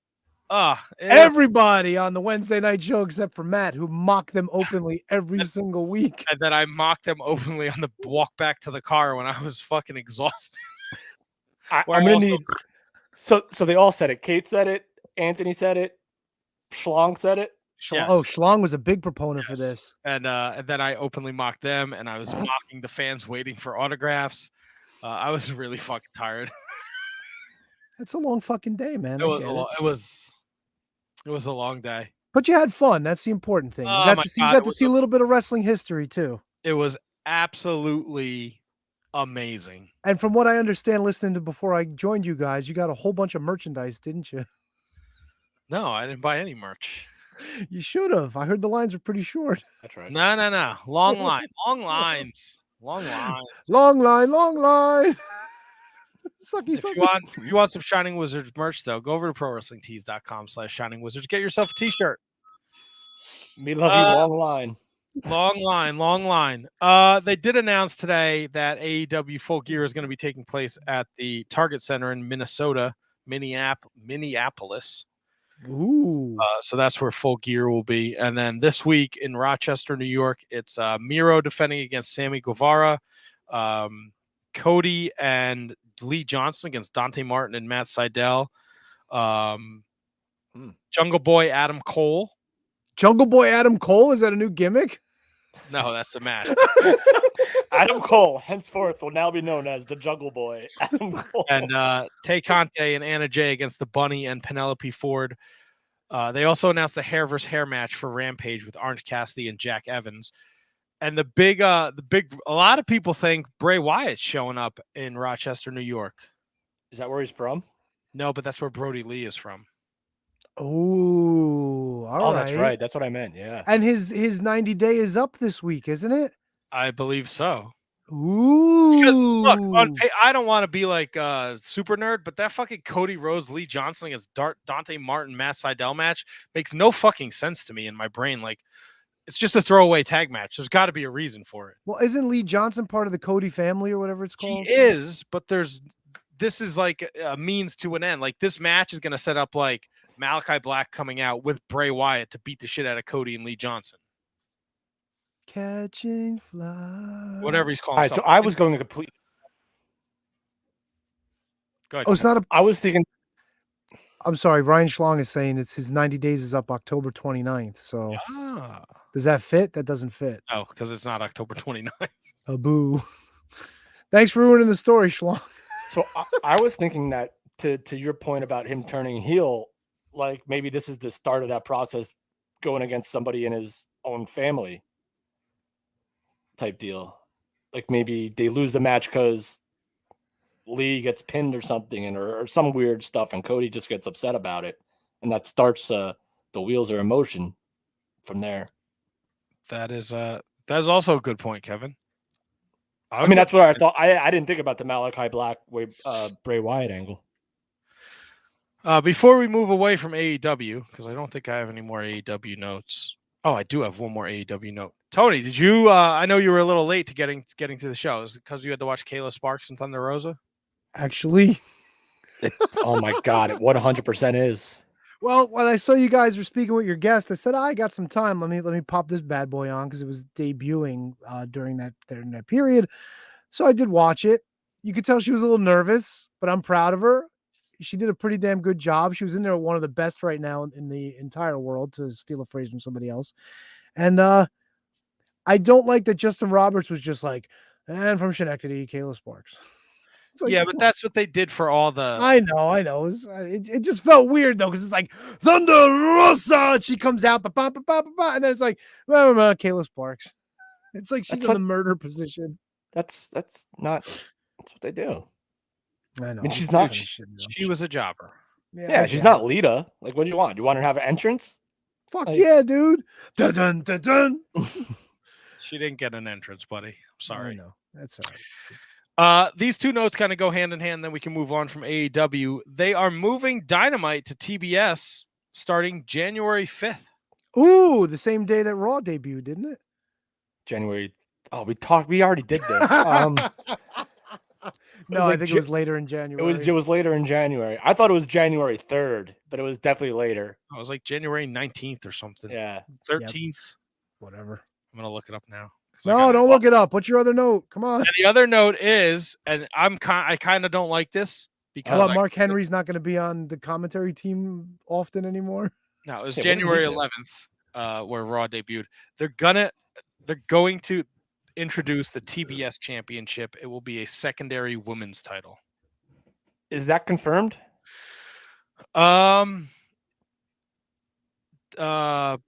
Is it confirmed? Like, who reported it? Was it Meltzer? Fightful. Ah, all right. You know what? Considering the shape of the women's division, they are starting to turn a corner. I think it's a little premature for that, but I don't hate it. No, I don't hate it. I'm kind of with you, Tony, actually. I hate it. I do like that they're keeping it in sync with like, oh, this is the TNT championship and this is the TBS. I mean, it's kind of cutesy. And the TBS logo is a little cuter than the TNT logo, isn't it? It's like round and bubbly looking and shit. So all right. So now the idiot questions come in. Will the TBS championship be able to be defended on Rampage on TNT? Like, I hope not. Just to fuck everybody over. Or is it only Dynamite? I don't know. Could it be defended on YouTube? I don't want too many titles, but I guess they have to give the women's division more storylines that people care about. I would rather a tag title before a. I don't know, man. I see those tag titles in fucking WWE, and I still scratch my head at that shit. It's a fucking waste of time on both shows now, NXT and WWE. I don't know, man. Their roster is huge. I will give you $5 American if you could tell me who the WWE Women's Tag Team Champions. Oh, it's Nikki Ash and Rhea Ripley. And no, you're wrong. It's Nikki Ash. Those are the NXT champions. Oh, Nikki Ash and Rhea Ripley. You're right. Wow, Tony, you were fucking on 5 smackaroonies, baby. I will Venmo you $5 right now. Please don't Venmo me anything. Okay, I will PayPal it to you. Where do you guys want to go next? There's a lot to cover here. To the bathroom. All right, yeah, go take a break. Do you guys both have to take a break? Do you want me to run commercials? You guys have been going for a while. Yeah, we could take a commercial break. I'll grab another drink too. Let me just pull this up. Don't mute your mic again, Tony. I know. Well, I can mute my mic. I can't mute my system. That was the problem. What do we always say? Back after this. We know you love shopping at Amazon, and we also know you love listening to the Shining Wizards. That's why you're hearing this commercial right now. But were you aware that you could combine the two, do all your shopping, and support the show at the same time? Well, of course you can. Instead of going to Amazon.com, go to Amazon.shiningwizards.com and make your purchases the way you normally would. You're going to get the same great low prices, and a portion of whatever you purchase is going to go to support the Shining Wizards. How great is that?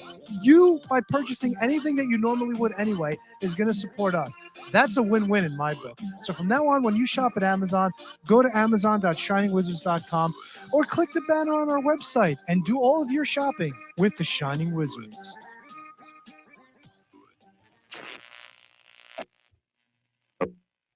Because of the obvious threat to untold numbers of citizens and because of the crisis which is even now developing, this radio station will remain on the air day and night. This station and hundreds of other radio and TV stations throughout this part of the country are pooling their resources through an emergency network hookup to keep you informed of all developments.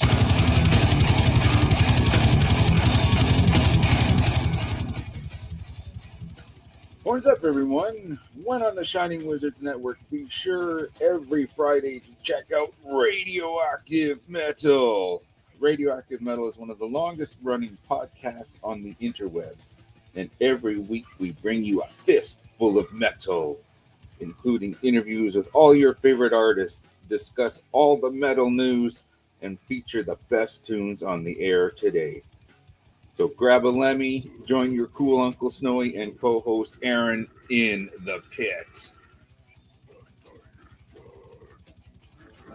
Your recognized symbol of excellence in sports entertainment broadcasting from the current to the way back. Join the impact player Phil Brea and the Portuguese Man of War Choppy for the Turnbuckle Throwbacks Wrestling Podcast. Live every week on rantemradio.com. Get all our episodes over at iTunes, Stitcher, TuneIn, Audio Boom, Google Play, ShiningWizardsNetwork.com, and TurnbuckleThrowbacks.com. Are you tired of being told what to think and believe by Hollywood elites and politicians who just don't care about you? Tired of not getting the truth when you watch the news? Tired of trying to figure out what pronoun to use? Tired of mob mentality when all you want to do is think for yourself and make up your own mind? That's where we come in. This is Justin. And Vince. Your hosts of Inconclusive Breakdown. We are a weekly anti-PC podcast bringing you entertainment and current event news without any spin. If you want to truly stay informed on what's going on in the world, then give us a listen every Sunday, anywhere you get podcasts, at least till Zuckerberg and Twitter Jack deplatform us. And as always, we're proud members of the Shining Wizards Network. Tired of the PC police telling you what you can and cannot say? Want a show that travels back to the 80s and 90s where the badass hosts have beaten down cancel culture on 3 separate occasions and carried on to gloat about it? Since 2013, The Midnight Jury is that show. Travel back to the malls and arcades, pop in your VHS, and join us where the 80s and 90s return from the dead. Conan, tell them where to find us. WLWstudios.com, home of the Midnight Jury podcast hosted by Midnight Mike and Calvin Brody. Also available on all major podcast platforms via the Shining Wizards Network, and join in the conversation on Twitter at Midnight Jury.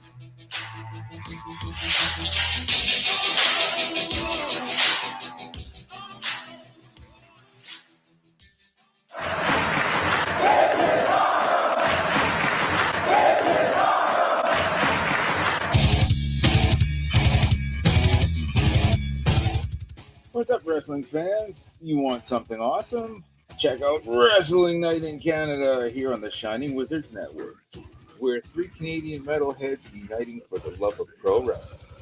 Every episode we go over all the latest news and special events with the odd unique interview as well. So grab a cold one and check out Wrestling Night in Canada, eh? Are you tired of being uninformed? Together, we can change all of that. Experience a podcast like you've never heard before. You'll gain knowledge, have some laughs, because we believe this is the last AEW podcast you'll ever need. Join us every Wednesday night at 10:15 p.m. on rantemradio.com and Facebook Live. We can also be found on all major podcast forums as part of the Shining Wizards Network. So stop listening to inferior AEW podcasts and bring a new podcast into your life by joining us. Join the Mark Order Podcast. Follow us on Twitter, Instagram, and TikTok at Mark Order Pod and on Facebook.com/MarkOrderPod. Don't forget to tag us on social media and use hashtag #JoinTheMarkOrder, because if you don't find us, we will find you. Good morning, good afternoon, good evening, and good night. My name is Thomas, and what's your name? I'm Alan. Alan. Oh, yeah. We're brothers. That's right. Yeah. Same mother and father. Your room was... We share the room. Share the room. We share the room. Thought I knew your face. Yeah, we go way back, mate. Yeah. We should do a podcast then. We have. We do a podcast. We do a podcast. What's it called? The Broadcast. Yeah, that was planned. Yeah. Well. What do we do? Well, we cover all different things in the world of pop culture. We're talking about comic books, we're talking about professional wrestling, and we're talking about movies. Go back and watch classic retro wrestling events, the likes of WWE, WCW, and if you do like that, you can check us out on Apple iTunes, also on Podbean, Anchor, and on Podknife. Also check us out on Twitter at The Broadcast. That's BROKAST. Hey, no, it's all right. Good on you. Yeah. Instagram also at The Broadcast Podcast. Yeah, but we don't spell it with a C. You spell it with a K. Sorry, mate. Take it easy. All right, and we are back. Holler. If you are enjoying the Shining Wizards Wrestling podcast, you should support the Shining Wizards podcast and check out our Patreon over at patreon.com/Wizards podcast. You'll see it on the bottom of the screen there if you're watching us on Facebook, Twitch, YouTube, and Twitter. As little as $1 a month, you can be a supporter of the Shining Wizards podcast, and you will get mentioned weekly on this podcast. $3 tiers get you the mention and bonus shows. $5 tiers mentions, bonus shows, social media plugs. $10, a small box of wizardry. Anything above $15, a grande box of wizardry, and those ship every 3 months with all sorts of goodies. So check it out. Patreon.com/Wizards podcast. Of course, we will go through our Patreon producers list right now. We're going to start with Brendan Haney, Carrie Cowling. Carrie, thank you so much for purchasing a Halloween shirt. It'll go in the mail tomorrow. The Bergman, the LeBron James of Mattel Elite Figure Collecting. Matthew Birch, the true Prince of Pro. Follow him on Twitter. He's a great wrestling fan. He loves the indie wrestling scene in the Pittsburgh area. Michael Hammond, Thomas Kops, the Mott Spock, Jay Kopp, the big Coppa Pump from the Turnbuckle Throwbacks every Friday night on the Rant, rantiumradio.com. As I was leaving AEW Grand Slam Dynamite, I saw Phil in the street, and I rolled down my windows and said, "Get out of the road, you fucking slob." That's right. He talked about that on his show Friday. It's pretty funny. Mark Parloni. Happy birthday, Mark. Christine Friesendorf, one half of the Sign Girls, with Kathy Hummer, the queen of the Shining Wizards. Matt Mellinger, Matt Garifo, no relationship to the K, J, G. Kate the Great Hensler. She ain't so great. Over at ondeckic.com. She's part of the Fightful Post show on Friday night. She's on the Mark Order Wednesday night. She's doing Sour Graps on Tuesday nights. I can't keep track of all the shit Kate does, so follow her on social media. Brett Simonello. What do you hear? What do you say? Ryan Schlong over on the Mark Order podcast does a great job tweeting Dark and Dark Elevation, so be sure to follow the Mark Order podcast. Sean Calejo, Down Under. I hope he got the pin. I sent him a pin. Do you want to know how much it costs to send a fucking pin to Australia? $30. I don't know. I sent a t-shirt too because I said if I'm mailing something to fucking Australia, I'm making it worth my fucking dollar. So he got a t-shirt and a pin, and I haven't heard back from him yet. Well, in Australia, they're kind of like they can't leave their houses, so who knows if that package even got anywhere. All right. Well, I got to check the tracking too, but I sent it to him, and I guess I just ruined the surprise. Or maybe he's dead. Oh shit. I hope not. Sean Toe, who lives like fucking right around the corner from me, apparently. I found that out when I mailed him his pin. So he got his. He was very thankful for it. Anthony and Danny Rusinello, the AOP of the SWP. Manny Crazzo, the king of the Wizards. He got his pin. He collects hard rock pins, so we're up there.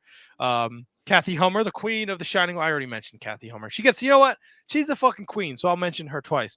And last, but certainly not least, his pal Antonio Hosserman. He makes experimental music at harvestmanrecords.bandcamp.com. Mr. William Mercier Jr. Lives are going to be in William Mercier's hands. You boys know what I mean. I know what you mean. You know what else? Mott Spock knows what you mean, Kevin. He said this StreamYard shit is fucking crazy in a good way. Yeah, we were definitely behind on this. This was something that we should have gotten into a long time ago, but it's so awesome. Don't yeah, please. Because I'm going to have to listen to fucking Kate now because she's been telling me about this fucking thing all summer. Yeah, she'll be texting me too. We don't want that. Who cares? We don't want that. Who cares? Love you, Kate. Don't need the text. Yeah, I know. We fucked up. Can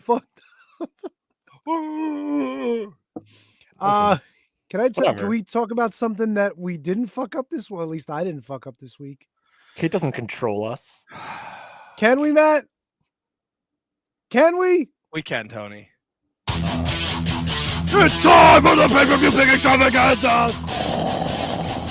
WWE Extreme Rules!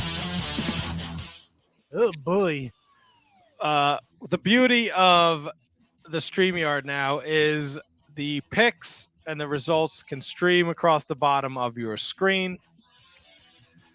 I don't watch that. I have no excuse. There's no excuse for my terrible performance here at WWE Extreme.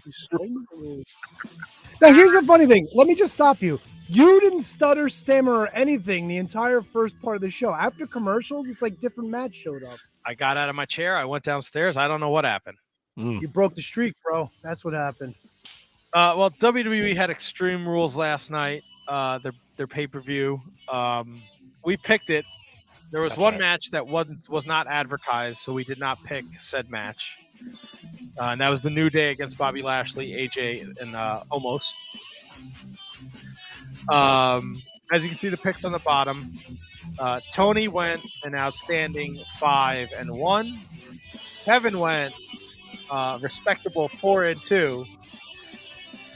Well, I just keep eating fucking cat turds over here with a good old 2-4 record because I thought I don't know.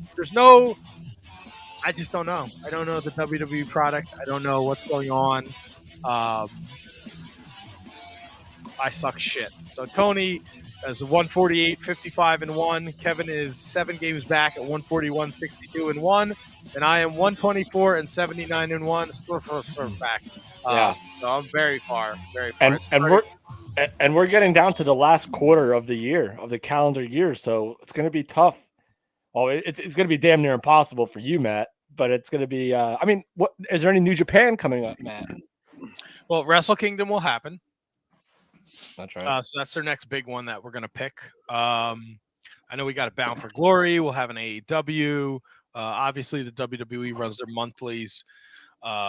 Survivor Series, brand supremacy, baby. We got a draft this week, don't we? We should go to that. It's in Brooklyn. I know where it is. Oh, it's Tony. Oh, okay, good. Yeah, go with Tony.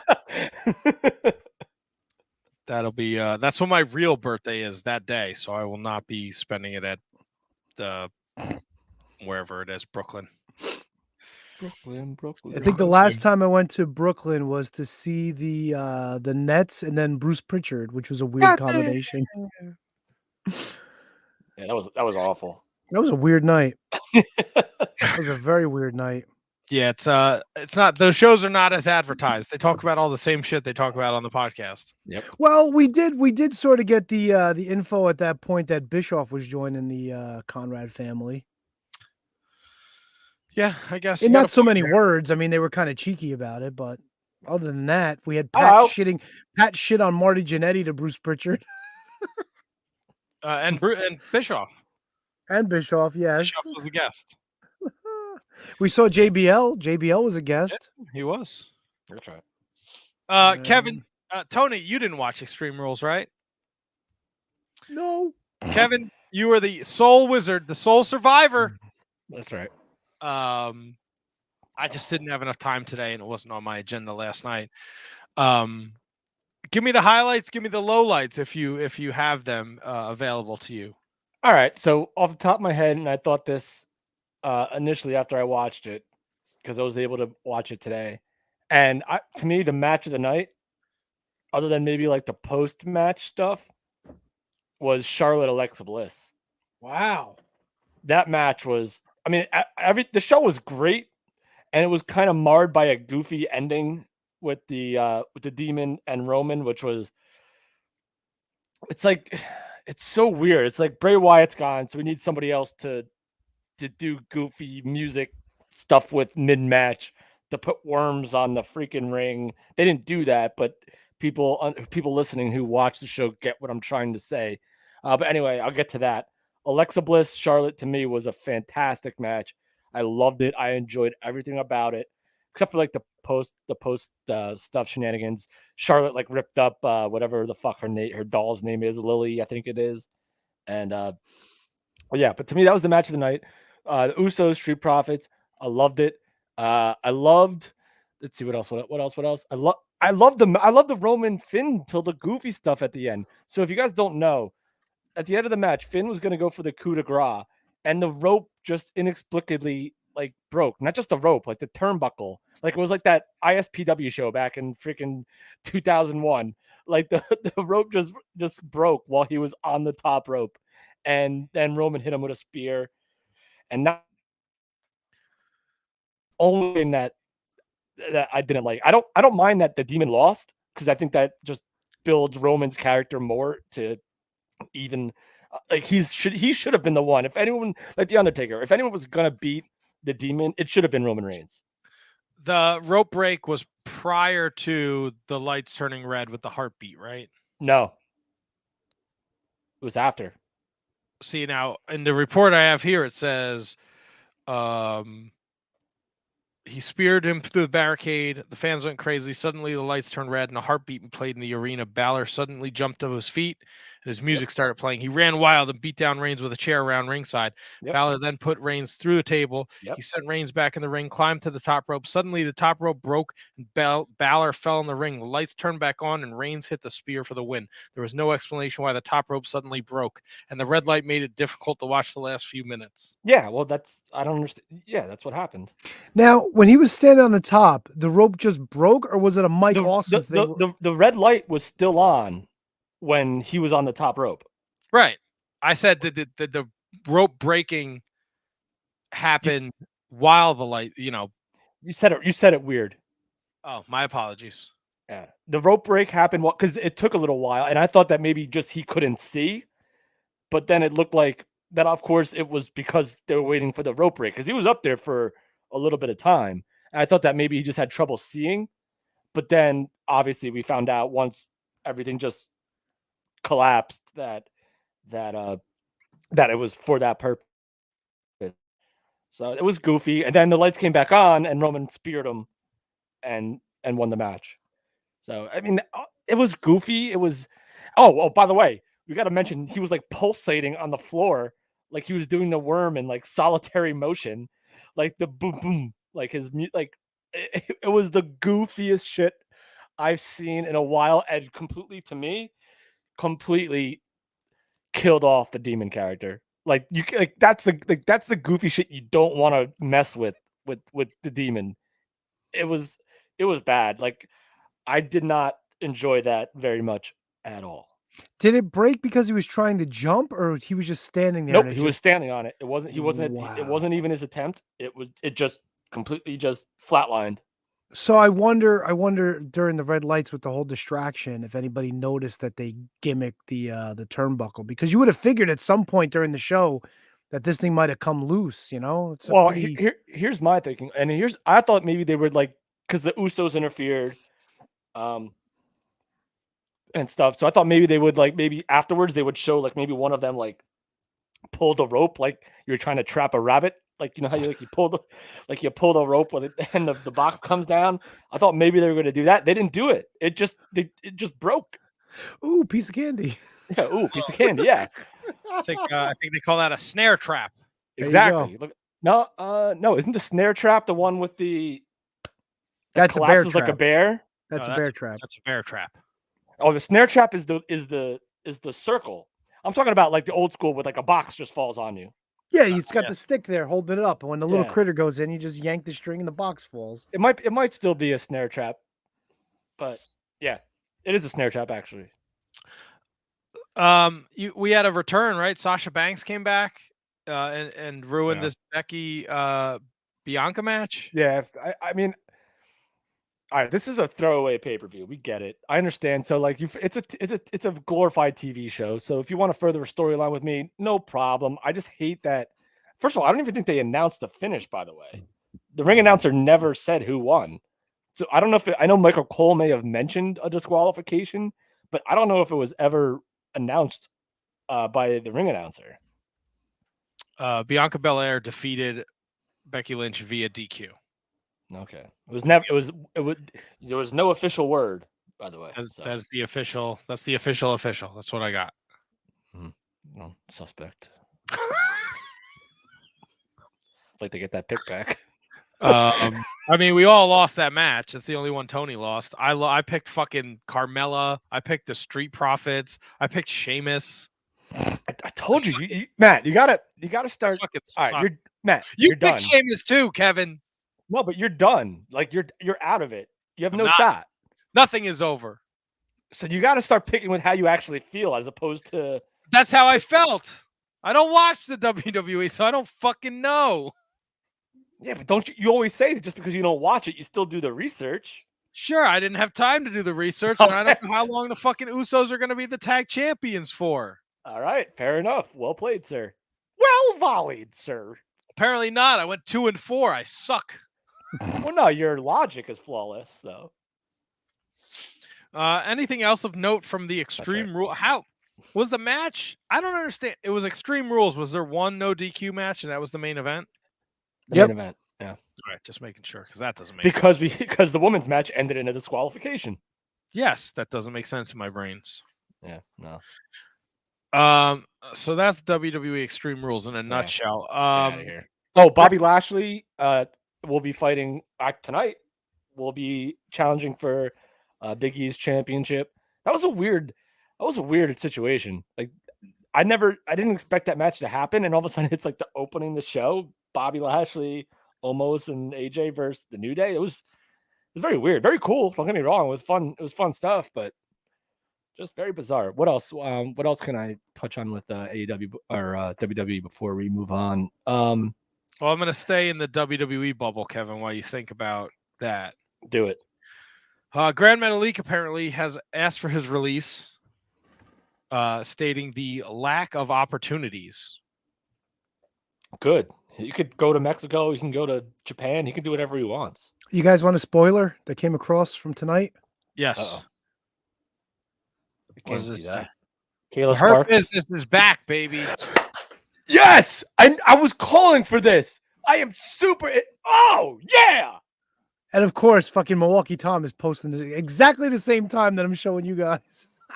Yes! And I knew it was going to happen because the New Day. Oh, yeah! New Day versus Hurt Business. Like, I'm here for it. I think everyone's here for it. I think everyone was. I don't think anyone's recovered from them breaking up the Hurt Business. It was the dumbest shit I've ever seen in my life. I think Hurt Business versus New Day has the potential to be like Wyatt Family Shield good. Exactly. Oh, it's a great call, Tony. You know, and then you throw in with this draft situation, you throw in the Bloodline too. Bloodline, Hurt Business, Bloodline, New Day, Bloodline. It's brand supremacy. It's gang warfare, Tony. Fucking gang warfare again. Holy shit. Give it to me.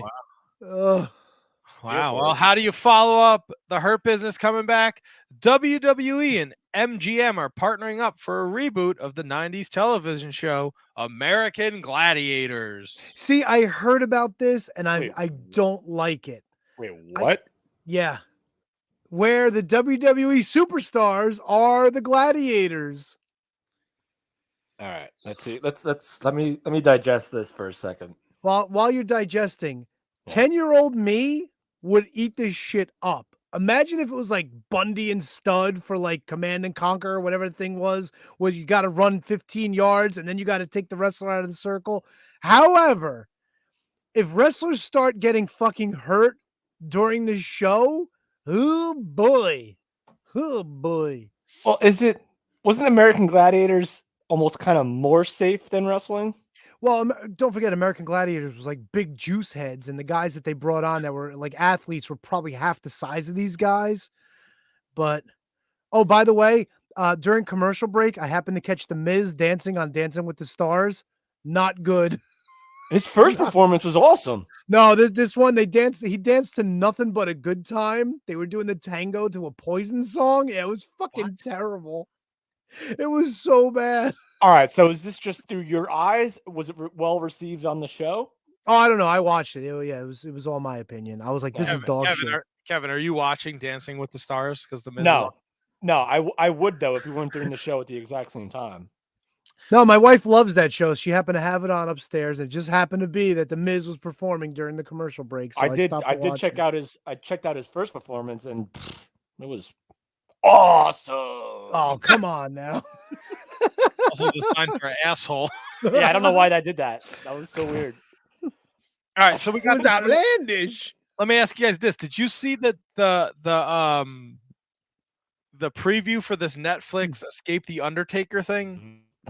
What? So wait, Tony, you don't know about this? No, what is this? October 5th, there's going to be an interactive film called Escape the Undertaker, where the New Day goes into the Undertaker's house. They have to escape him, and it's interactive through Netflix. Like, you choose the way they go through this story. Do we see shadows of the Undertaker walking by like the window yelling pizza? I don't know, but I think this needs to be like we need to do this together as a group. We need to all watch this fucking thing.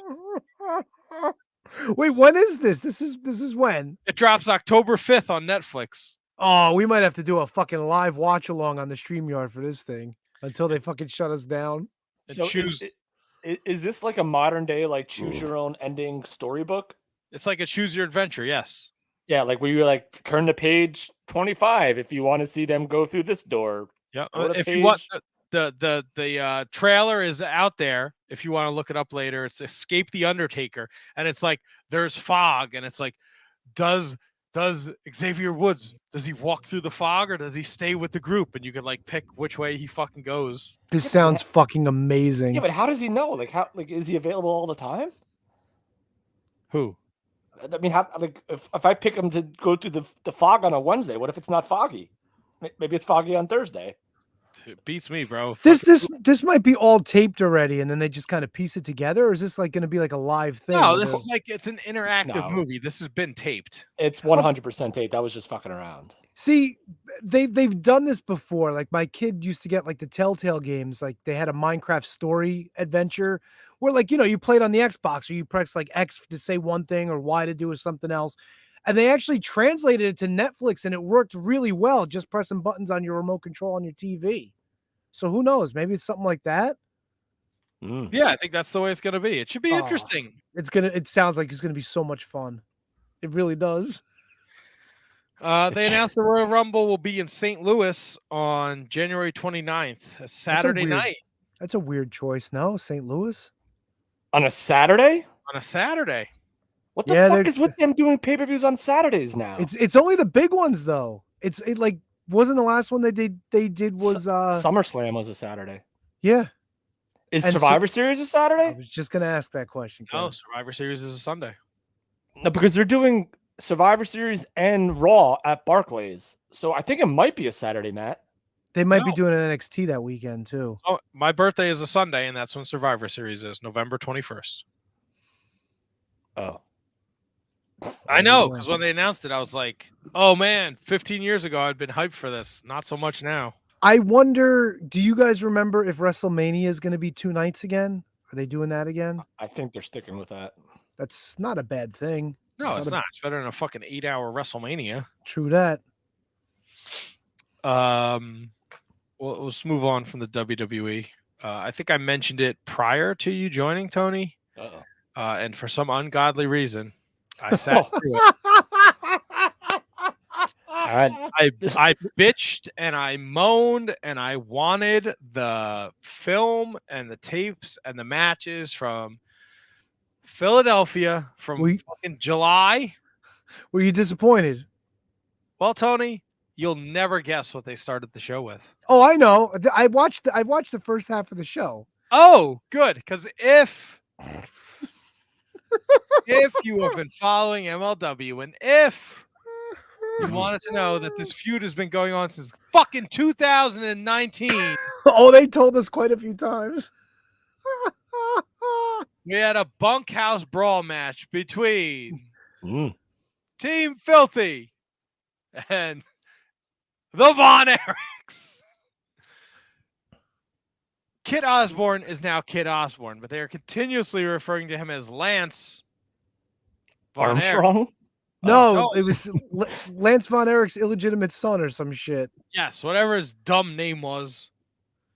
Look, the match wasn't. It was fucking Marshall and Ross against Kevin Koo and Kit Osborne, or Lance Von Erich's illegitimate son. It was not bad. I would love to sit here and be like, it was the drizzling shits. It was a bunkhouse brawl. I liked the finish with the table. I thought Marshall hit a beautiful moonsault. I don't know what you see. You're over there, you're rubbing your eyes or taking your glasses off, right? What do you expect from this fucking terrible fucking angle? How is this still going on? I forgot that Dominic Garrini was hurt. I forgot that he wasn't involved in all this stuff. I mean, look, Kid Osborne was fine. Bending over to pick up a donut? Probably. Look, Kid Osborne, he's a little on the small side compared to the beef that was in there. Even compared to Kevin Koo, who's not really a big dude, but he actually worked well in the match. I don't think I liked it as much as you did. I thought it was just okay, but I really fucking hope this is it. I really hope this is it. No, they got to do the stupid fucking war games that they've been fucking putting off. Until like February now, right? Oh, it's good. The longest feud in professional wrestling is this fucking dog shit. I hate this feud. Tom Lawler's and his goddamn Daisy Dukes prancing around the fucking ring. Prancing? What are we doing here?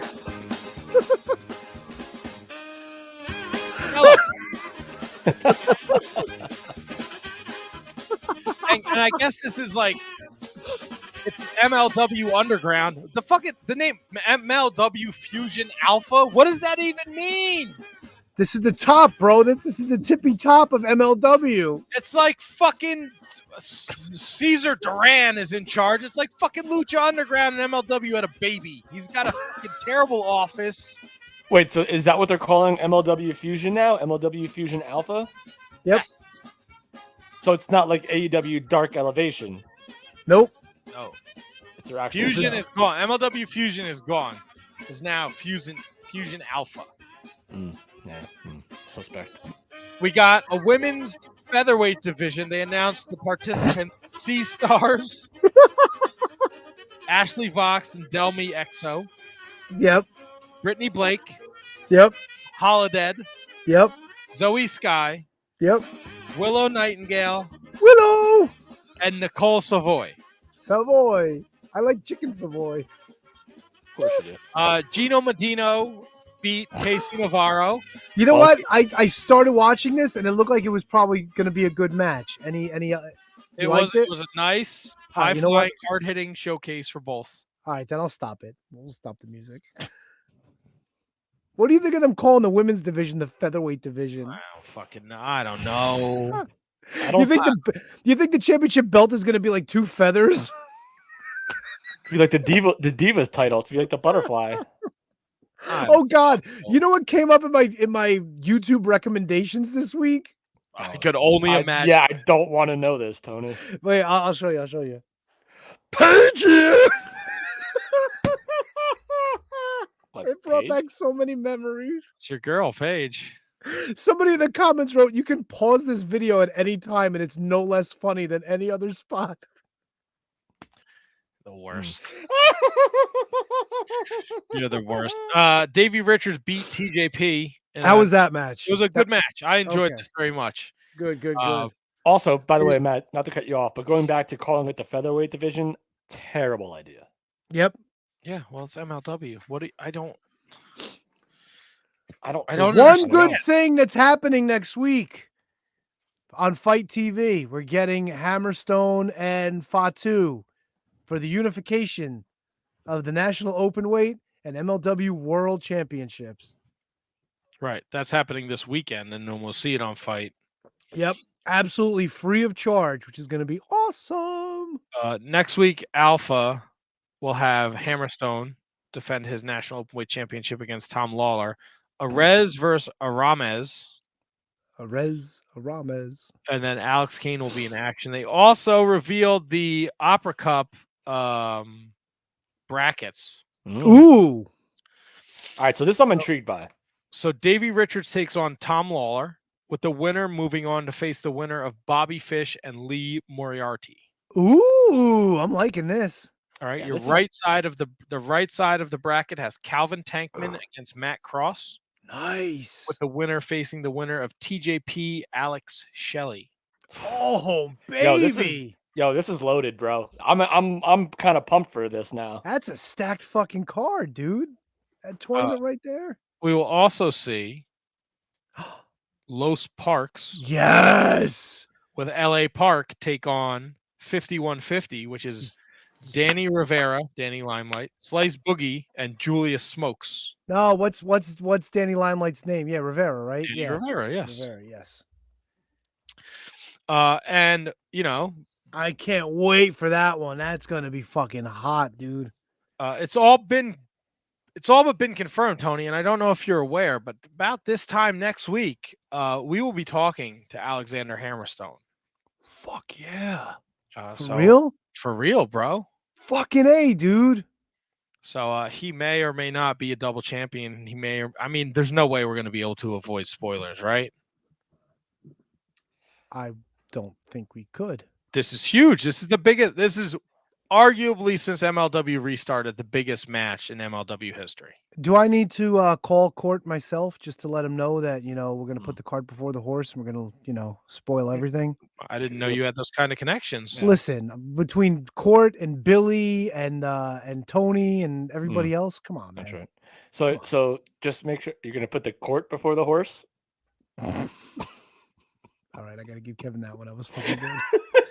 Well, I'm glad you mentioned the NWA, Tony, and your boy Billy, because we got this power surge. We're not even back to NWA power yet. We're just having little surges. Tony's still laughing at the court before the horse. I did like the little surges line too. I got to be honest. Little surges. So Colby Carino defeats Marche Rocket. I'm just gonna run down the card, and then you could tell me what you liked here. Jax Dane is angry, and he blames Crimson for everything. Of course. Camille is talking about how she beat up Melina and she doesn't see her as a threat, but she attacked her anyway because she was trash talking. Camille. We had a triple threat match. Sky Blue defeated Thunder Kitty and Tootie Lynn. Booger Eater was doing something. He talked about how Nick Aldis was willing to respect Murdoch, as Aldis admitted that Murdoch was the better man. Yeah, he respected Murdoch too. Murdoch then moved to talking about the challenger. Murdoch. Is that like when you jerk off so hard you kill your penis? Murdoch? No, it's when you jerk off to mermaids, stupid. No, it's just how you say my dick in the South. Murdoch. It's just my dick. Yo, suck Murdoch. It's just my dick. Got my dick in my hand. Murdoch then moved on to talking about potential challengers. He had included the Pope. He talked about the slap fight with Crimson and Dane, saying he enjoys watching a good fight, but he ended up face to face with Dane. Mims beat Black G's. Yep. That was your power surge. Tony, tell me about Power Surge now. How'd you like the show? Colby Carino and Marche was fine. I thought it was a good match. I think Colby winning was the right call because honestly, like, people fucking hate him, which is amazing. And he's got a great fucking mouth, which is fucking just puts him that much like over the top. So I see big things for Colby. What a long way he's come since that jobber match he had with George South years ago on the fucking Circle Squared thing. God, he's such he's like a different person now. Main event, Black G's. He wasn't fucking winning this thing, but it was pretty good overall. There might have been one spot in that one. Oh yeah, fucking Mims went for a monkey flip and they just fucking completely fell over. I was like, yo, you shouldn't be fucking trying monkey flips, man. You're way too big to be doing that shit. But I get it. They try to make him athletic. Fucking, I don't understand Thunder Kitty, dude. I don't fucking get it. The commentary on this was dog shit where they're trying to say she was wrestling in the 20s. Yeah, she's an oldie wrestler, bro. No, she was wrestling in the 20s. She'd be 130 years old. What the fuck? I mean, come on, man. There's a fucking wrestling dinosaur on AEW, and Alexa Bliss talks to a doll on WWE. Well, they murdered the doll, so that's probably not going to happen anymore. Like, I get it. I just don't. I don't. It's not my cup of tea. There you go. Okay. Thunder Kitty.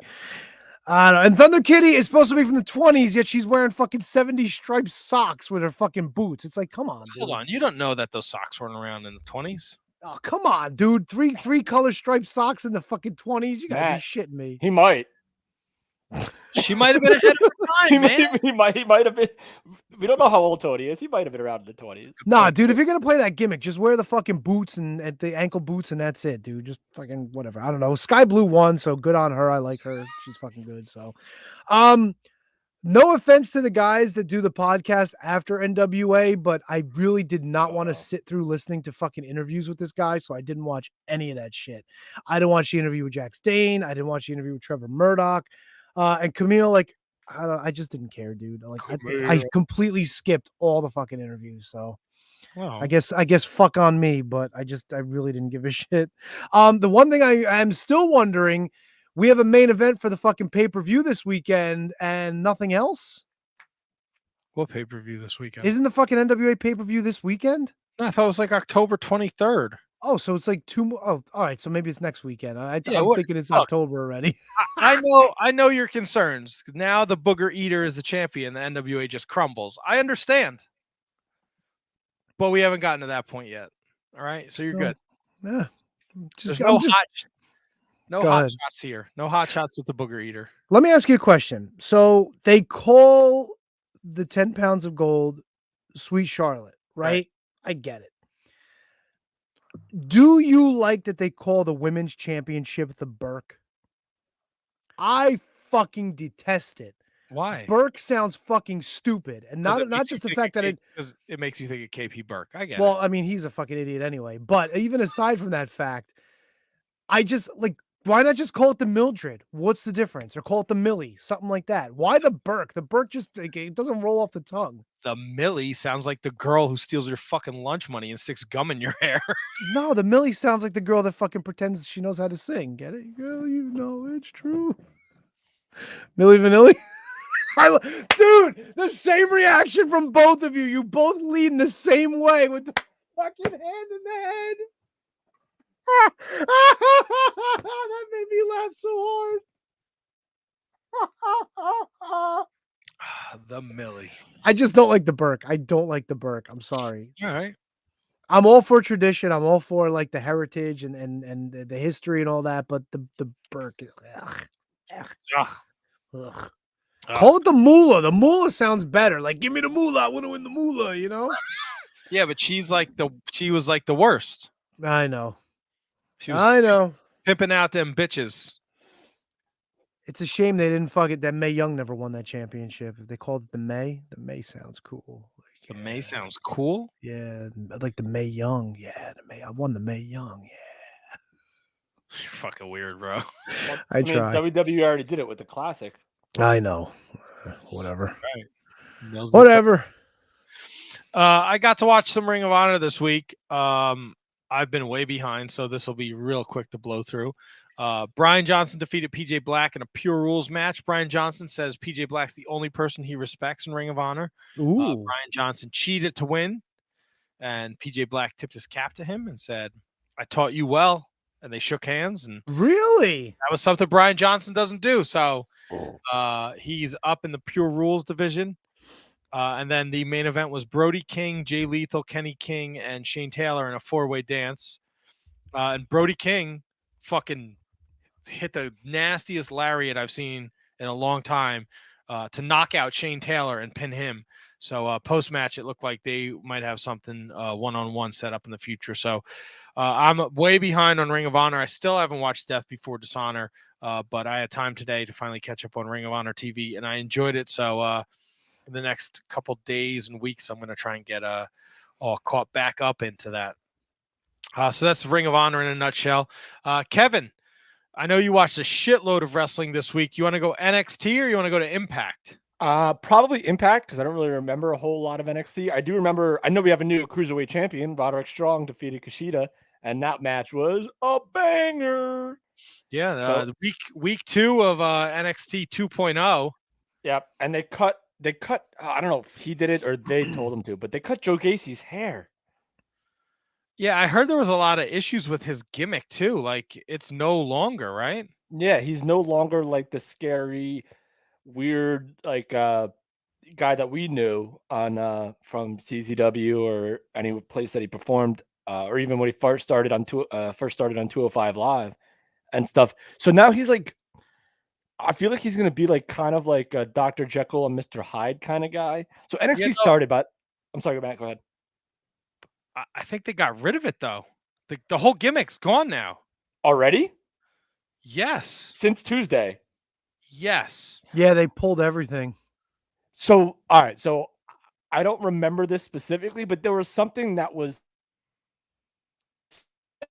made me do like a head turn. So is that why, or they just don't like the gimmick? I don't know. So his this is his promo. NXT 2.0 is full of conflict, from the smallest micro aggression to the most. Because he was aggressive.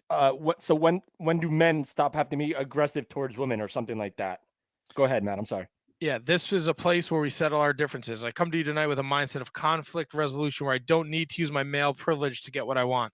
I understand, just like you, that life isn't fair. I believe that we can all achieve unity and tolerance for us all, and I can be the man that will show you we can achieve peace in this safe space, and it starts tonight. The article goes on to read, well, it seems WWE may have decided this wasn't a good idea after all, because all clips of the promo and the match have been taken down from social media and YouTube. Yeah, it was the male privilege line that made me tilt my head, and I believe I actually like texted Kate like literally when it happened. I was like, "Ooh, male privilege, probably not the best line to use." And so if they did, like, and then he wrestled him out. I think he lost to Cameron Grimes, I believe. You are correct, sir.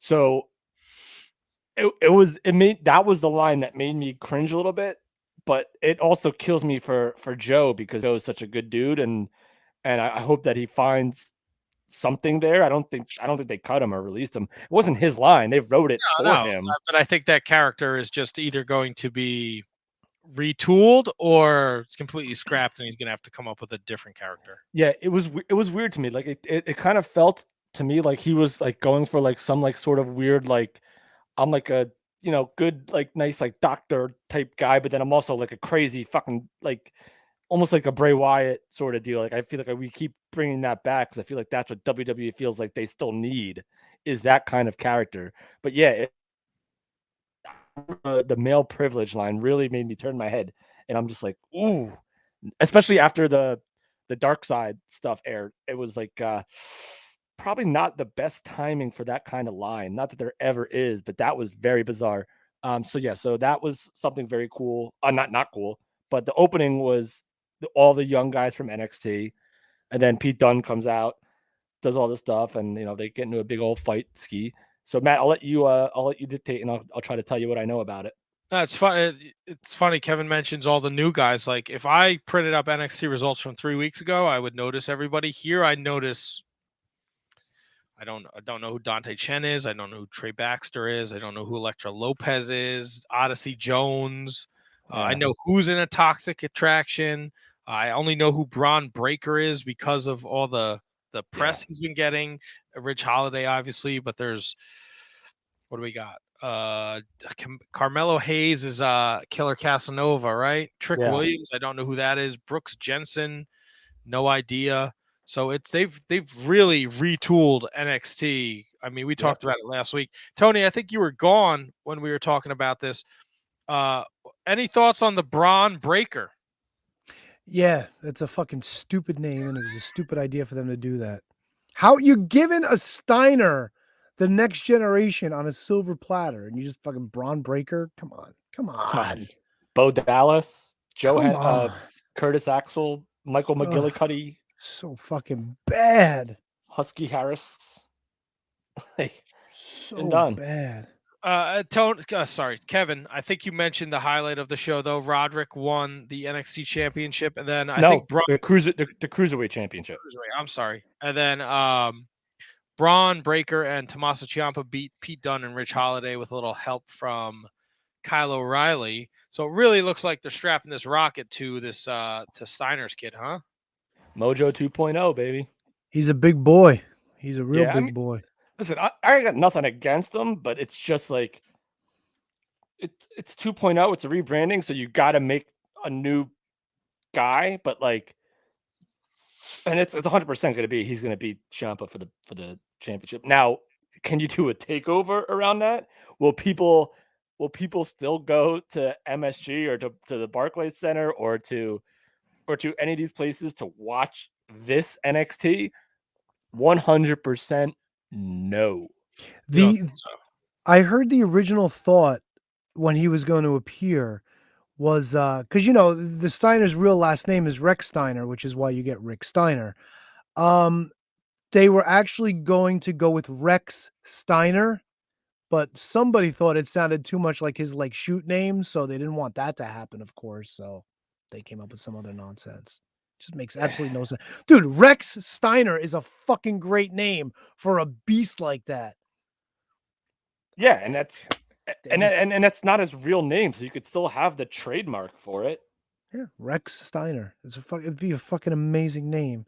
And the dude he's agile too, man. You ever see that fucking DDP yoga video he's in? He's in one of the workouts. He does the fucking handstand on his forearms and shit. Yo, boy's got some fucking talent. He's got some strength too.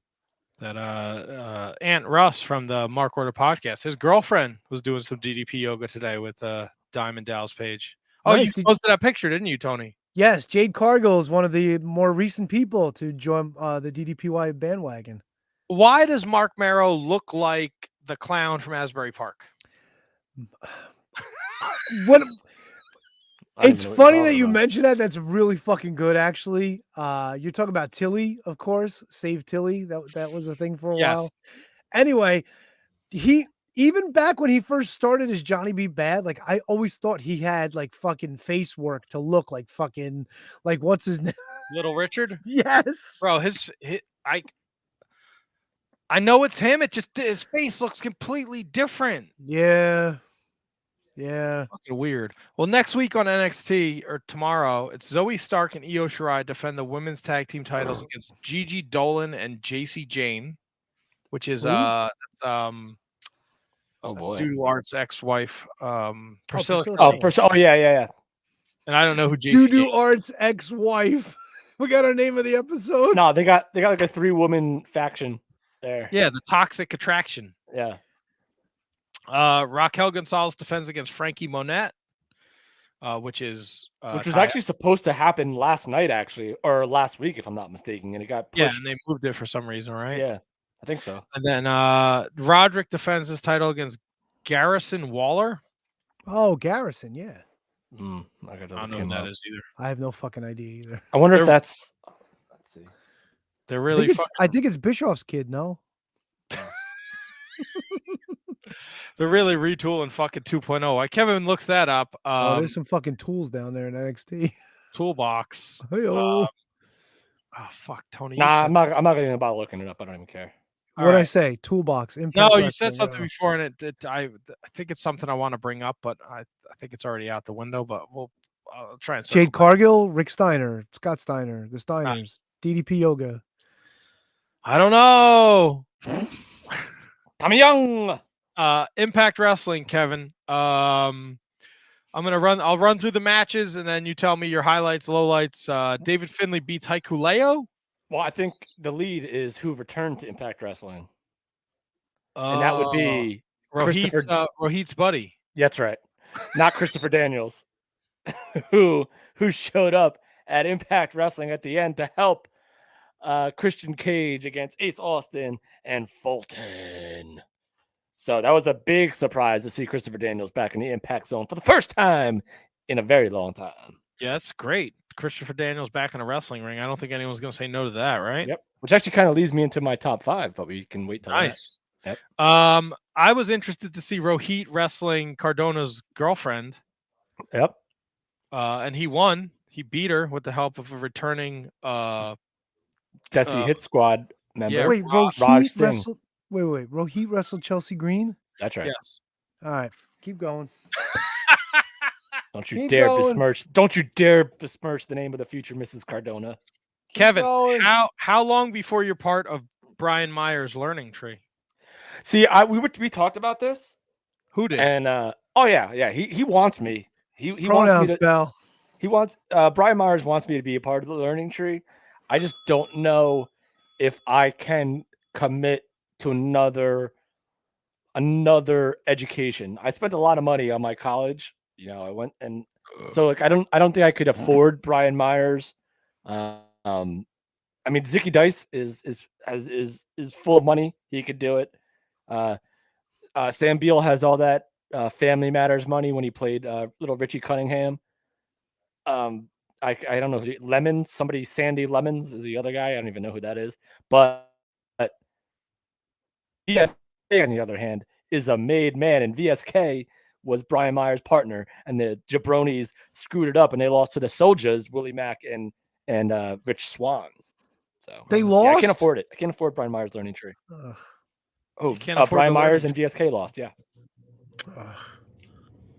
Yeah. Well, wow, VSK lost on Impact and he lost on AEW in 1 week. Yeah. Guys making towns. Crazy town. That is fucking nuts. Mickie James, it looks like her and Deonna Purrazzo were on a collision course for Bound for Glory. Yep.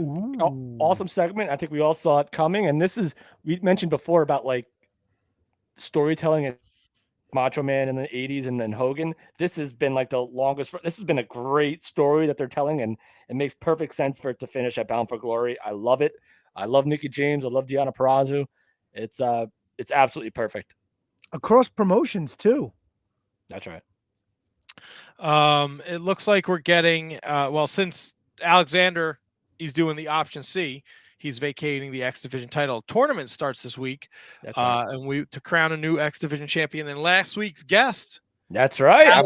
Look at you. Look at you. He will be part of a 3-way dance with Laredo Kid and Trey Miguel to find out who advances in this X Division tournament. Yeah. I'm very excited about that. I didn't know that, by the way. I didn't know. I didn't know it either. Yeah. I think Christian versus Josh Alexander is going to be a great fucking match. I'm with you on that. Fantastic. Yeah. Josh Alexander is poised to be the face of this company. Yeah, I'm not calling it now because I know like we'll probably wind up picking it. I guess it's a pay-per-view if it's not one of those like Impact specials. Pay-per-view. I would not be surprised if they pull the trigger on Josh Alexander. They 100% will. So I'll say it right now. That's my pick. Oh fuck. I think I said it last week and I'm with Kevin. I think that's the way to go too. Kevin, anything else from Impact before we move on? Violent by Design cut a very nice promo backstage, talking about how they turned on Rhino, but they didn't really turn on Rhino because it's violent, so you have to either accept it or move on. So that was great. We mentioned the Cardona stuff. We mentioned the Myers stuff. We mentioned the Rohit and Raj Singh returning to the Hit Squad. The main event, Christopher Daniels returns. Ace Austin is going to be. He was trying to get in Josh Alexander's way. No, I think that's pretty much. Oh, the women's tag team title stuff. We will have next week. We will have Madison Rain and Emma versus Rachel Ellering and Parker. What's her name? Jordan Grace. Jordan Grace. Real name I think is like Trish Parker or something for the shot at the women's tag title. So listen, it was a fun watch, man, and I recommend anyone that watches it. It stinks that it's off Twitch, but that is what it is. I think Mott Spock has a point. Josh Alexander, Wrestler of the Year across all promotions. I agree with that. You can make the argument for that, absolutely. I don't think that's such a stretch. Moving on, of course, I've talked about New Japan Pro Wrestling. The G1 Climax is taking place right now. Oh, fuck. I heard something about our fucking boy. Do you have that in the news, or did you talk about that last week? Who's our boy? Fucking Naito.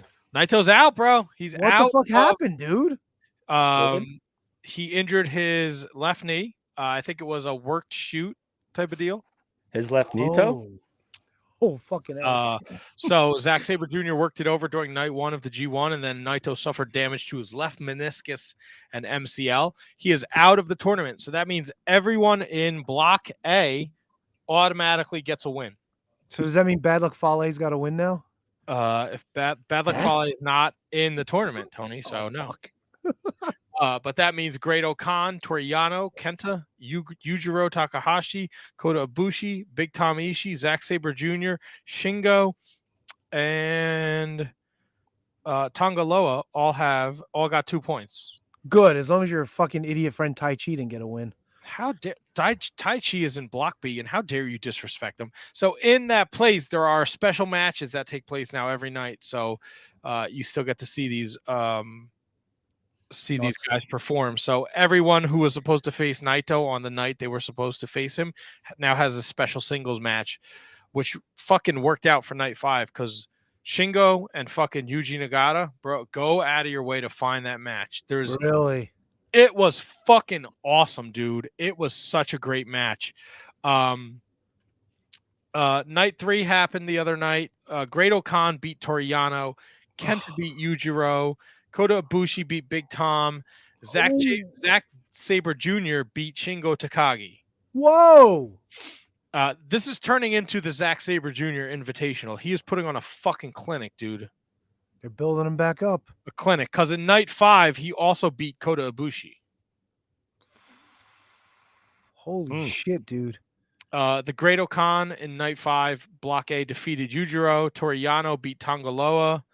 Kenta beat Tomohiro Ishii in Kenta's best match in a long time in New Japan. And then Block B, night 4, Tony's fuckboy beat Hiroki Goto. That's Hiroshi Tanahashi. No, not this. Stupid. Yeah, whatever that is. That's what I was doing. Go fuckface go. Go Ace. Yeah, whatever. Go fuckface go. Tamatongo beat Chase Owens. Jeff Cobb beat Yoshihashi. Hashi. And Tai Chi beat Sonata. Oh, fuck that guy. And Okada beat Evil. I'm done with Evil. I'm done with this Evil shit. Yeah, me too. It's fucking, every match with Dick to go. It's the worst. Who doesn't like Dick to go? Come on. Great point. So this is what Block A looks like. Great Okan has 8 points. Fuck. He's and 4-0. Tony, you know, in the South, they call him Murdick to go. Zack Sabre Jr. is undefeated with 6 points. Toriano has 6 points. Kenta has 6 points. Shingo has 4. Yujiro has 4. Ibushi has 4. Tangaloa has 2. Big Tom has 2. Naito, he's out. In the B block, Jeff Cobb, Taichi, and Okada are all undefeated. They're all 2-0. Evil, Tanahashi, Sonata, Tamatongo all have 2 points.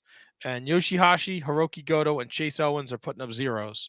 Night 6 takes place Wednesday night. So we'll get Wednesday night. We'll get Thursday night, Friday, Sunday, Monday. And then we'll see a little break in the G1. So we'll see where that gets us. They keep announcing bangers for the Philadelphia shows for the New Japan Strong Showdown. They just added Moxley and Kingston against Minoru Suzuki and Lance Archer to a card that already has Will Ospreay against Alex Zane and Jonathan Gresham against Alex Coughlin. Also, Suzuki Dickinson the night before, along with Juice Robinson and El Fantasmo. Knock, knock. Who's there? Dickinson. Dickinson who? Dickinson, you dickhead. Oh, by the way, Phantasmo showed up, returned to Impact Wrestling, by the way. Nice. Yeah. I like Finjuice, take out Finjuice with Bullet Bay and Tama, whatever, Tiny Loa. I don't know his name. So that's back. Matt's Pizza just arrived. Oh, he's calling me. Hello? Hello? What's happening? Hello, speak to me. Hello? What's going on here? If you're not going to talk, I'm going to hang up. I don't know. What's literally happening? Matt stopped to take a call. Well, Kev, if you want, I got some music. You can tell us what your top 5 is going to be. Oh, baby. Let me get the music going. A little bit over here. I thought he was really calling you. No.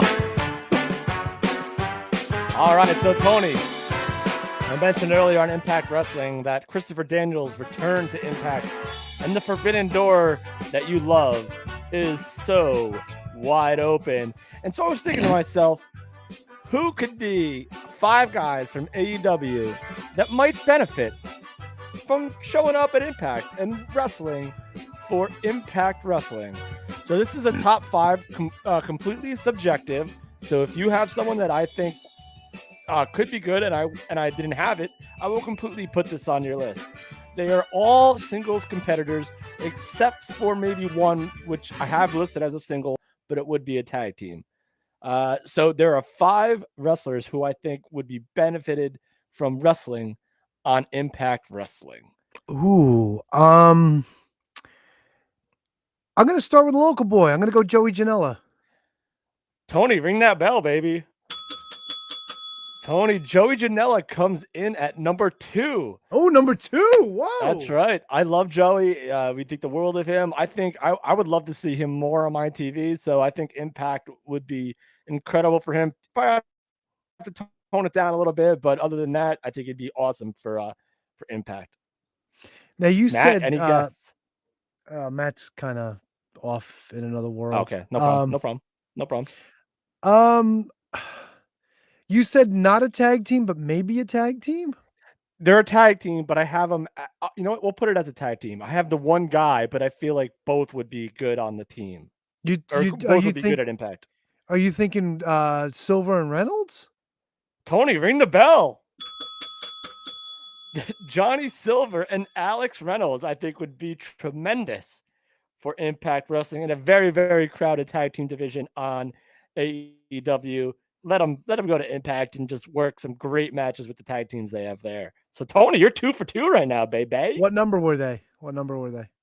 They were number 4. Okay, all right. So you got 4 and 2. Let's I think see. the other 3 are going to be kind of tough. Who is in? So if you're thinking kind of tough, then I'm not going to say Sonny Kiss. I would think. No, I wanted to put Sonny Kiss on the list, but I didn't. Fair enough. I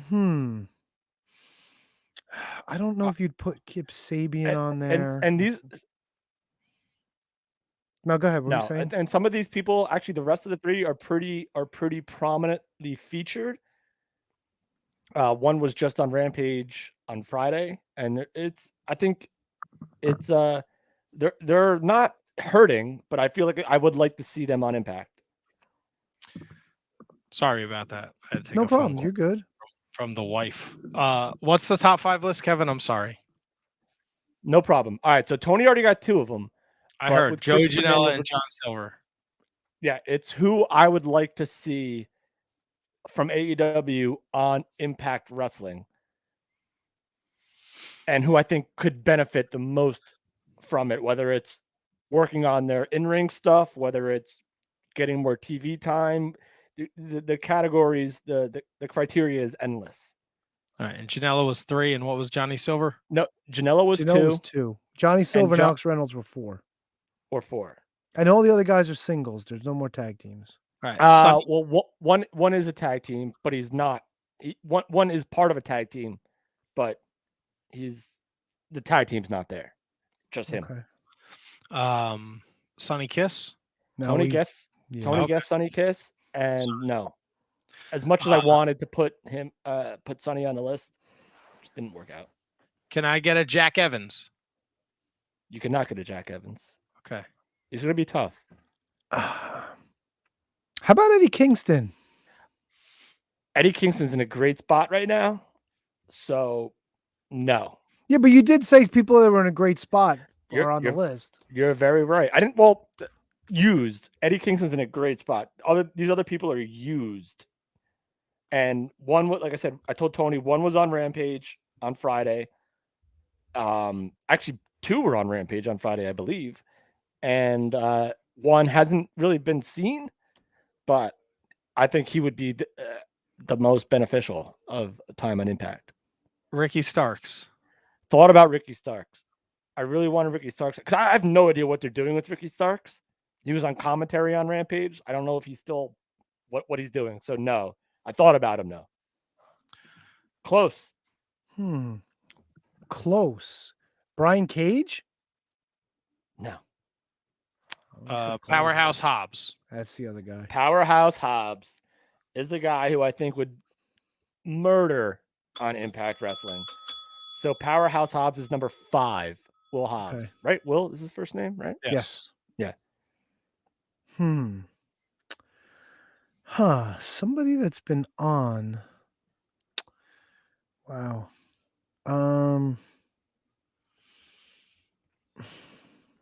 Somebody who would benefit. Remember the hints I told you before. Yeah, but I don't know who was on fucking Rampage or whatever. Matt would know that better than I would. Women on the list? No women. No women. Okay. Which, yeah, I didn't mean to do it that way.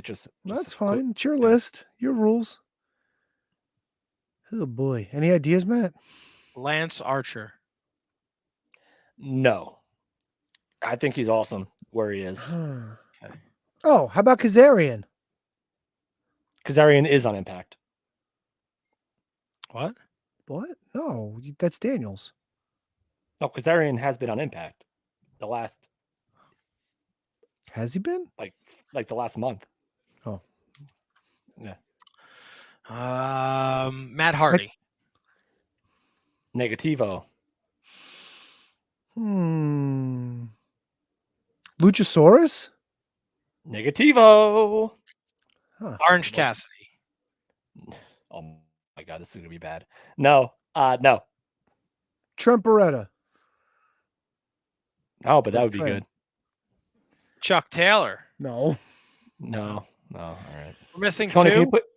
Can you play the music again? What, the whole the opening of the show? Or come on. He was on it. He was on Rampage. He was on Rampage. Or no, was he on Dynamite? Not CM Punk. It's not on Dynamite or Powerhouse was it Hobbs. Rampage? Cody Rhodes. No. Fuck no. It's not Dobby. Is it Dobby? It's not Dobby. He's part of a tag team too. It may have been Impact actually. I mean, it may have been Dynamite. I thought it was Rampage though. Mark Quinn or one of those guys. No, but that would be a great. If I pick tag teams, I would love for them to be there. It's not Dobby. It's not Sting.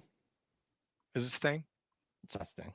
Sting. It's not that Dante Wilder guy that his brother's been hurt, is it? Dante Martin. Whatever. Dante Martin, Top Flight. No. Guy's a veteran. Big Show. Whoa. No, I wouldn't hate that either though. Adam Cole and the Young Bucks against Jurassic Express and Christian. Powerhouse Hobbs against CM Punk. There's a women's match. There's a lights out match. Maybe it was Dynamite then. Miro? No, it was a tag match. Kevin hates Miro. No, it was Dynamite. It was Dynamite then. There was a tag match on Dynamite. It was FTR against Sting and Darby Allin. Then it was Rampage then, because this team fought on, and they had. Oh, I know 100% know what it was. Yeah, it was Rampage. Is it Santana and Ortiz? Is it the Butcher and the Blade? All right, I'll tell you. Uh-oh. The tag match I'm talking about was Chris Jericho and Jake Hager versus Ethan Page and Scorpio Sky. Ah, yes. And Scorpio Sky, I think, would be a top guy. You know what? I can't argue that one. That's a great point. I can't believe I forgot that match. In Impact Wrestling. So that's you know what it is? I don't think I consider Scorpio Sky and Ethan Page to really be a team. Like, I don't know. I still think of them as singles guys, you know? Like, I get it. They're a team, but they got Dan Lambert behind them. They had a whole huge segment that was which is uncomfortable. Dan Lambert, holy shit. Matt, how did that go? How did that come across live, by the way, that whole segment? The post match was dog shit. With all the fucking MMA people coming out of the fucking crowd. And then Jericho was just waiting to punch him while just like. Yeah, it was not good. I like Dan Lambert with Men of the Year. I hate this MMA thing. He always seems to find a way back in, though. What number was Scorpio Sky? Number 3. Ooh, so we didn't get number 1 yet? You didn't get number 1. Is it Jake Hager? It's not Jake Hager. He was Wardlow. No. Great guess. That's really good. That's a really good choice too, though. This guy who's also been around for a very long time. Phoenix. No. This guy's been around for a long time. It's probably in the same breath as Scorpio. If you can't get it, I'm going to give you the greatest hint ever. Mark Henry. No. What are you checking? Is it Dustin? No. QT Marshall. No. He's been around a long time. Sammy Guevara? No, thought about him, but no. All right, I give up. All right. Let me tell you this, Tony. If this was a top 10 list, he would be number 10. Oh, fucking Sean Spears. There you go. Sean Spears. Number one. I can't hate on it. I can't. Sean Spears would definitely, it would do him some good to have some experience and impact. All right, so just to recap, top 5 people I would love to see in Impact Wrestling to open the forbidden door. Will Hobbs, number 5. Johnny Silver and Alex Reynolds at number 4. Scorpio Sky, number 3. Joey Janela, the bad boy, at number 2. And number 1, Sean Spears. You know what, dude? That was a good list. I can't hate on that list at all. That was a good list. You could probably cherry pick a million more, but that's what I came up with. No, but those were good calls. Those are absolutely good calls. All right, I got 3 more things I want to talk about. They're pretty short. All right, hurry up. I want to punch out. I'm tired. Yeah. This piece of shit's in the hospital. Superstar Billy Graham. I just don't like him because he tried to fondle my wife at their wrestling show. All right, we get that. But he was hospitalized in the last week with heart issues. He wrote, "Hi fans, there will be no wrestling post tonight. Just a statement from me. I'm currently having heart problems, which is the title of this message. I'm getting ready to go to the Mayo Clinic to be checked out. I'm not feeling well. If the hospital admits me, which I'm sure they will for future testing tomorrow, I will have Mike, my Facebook administrator, give you an update." So Superstar Billy Graham, he's 78, and he was in the hospital. I haven't heard anything otherwise. Okay. Story number 2.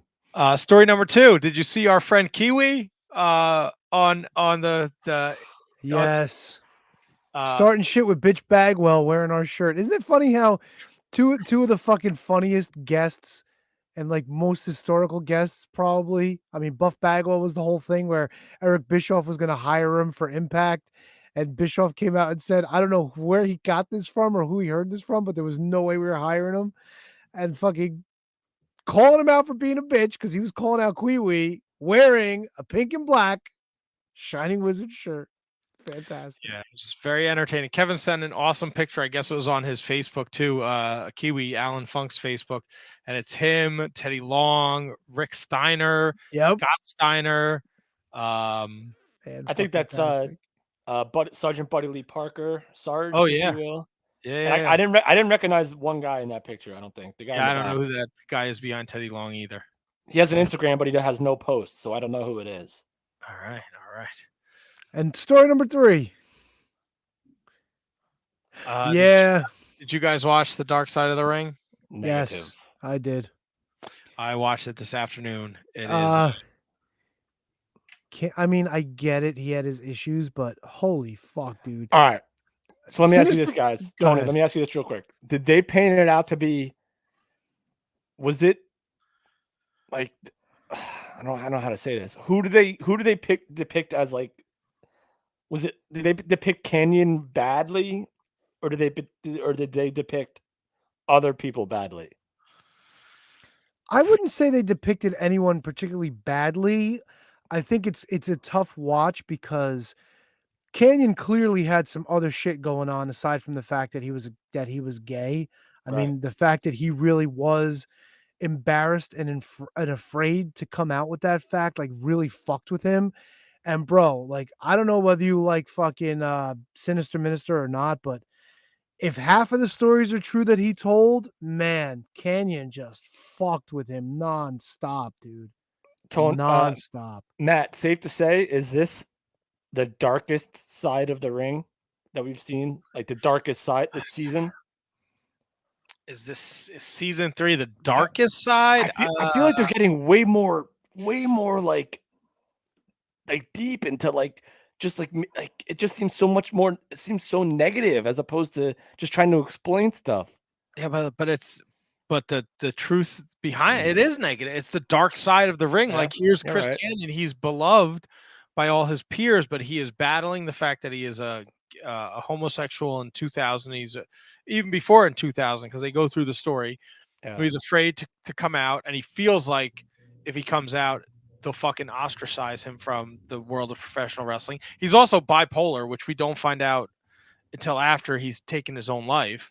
Right. So Yeah. he's like, they're like, as Tony said, like Sinister Minister James Mitchell is telling these stories, and if you don't know that he's bipolar, you're like, this guy's a fucking maniac. Yep. Yep. But he's just going through these. He's battling. He's working for WCW. He's got the spotlight on him. He's trying to hide the fact that he's a homosexual in a business that in 1997, 98, 99, 2000 is not going to accept that. Nope. And it was fucking making him a ticking time bomb. Yep. I just feel like Dark Side is going like way more dark than like it ever has before. And plus we heard from the Young Bucks who were friends of his. We heard from Luke Hawx, who was a friend of his. And like Luke Hawx even told the story. They literally had to restrain him to keep him from doing something stupid.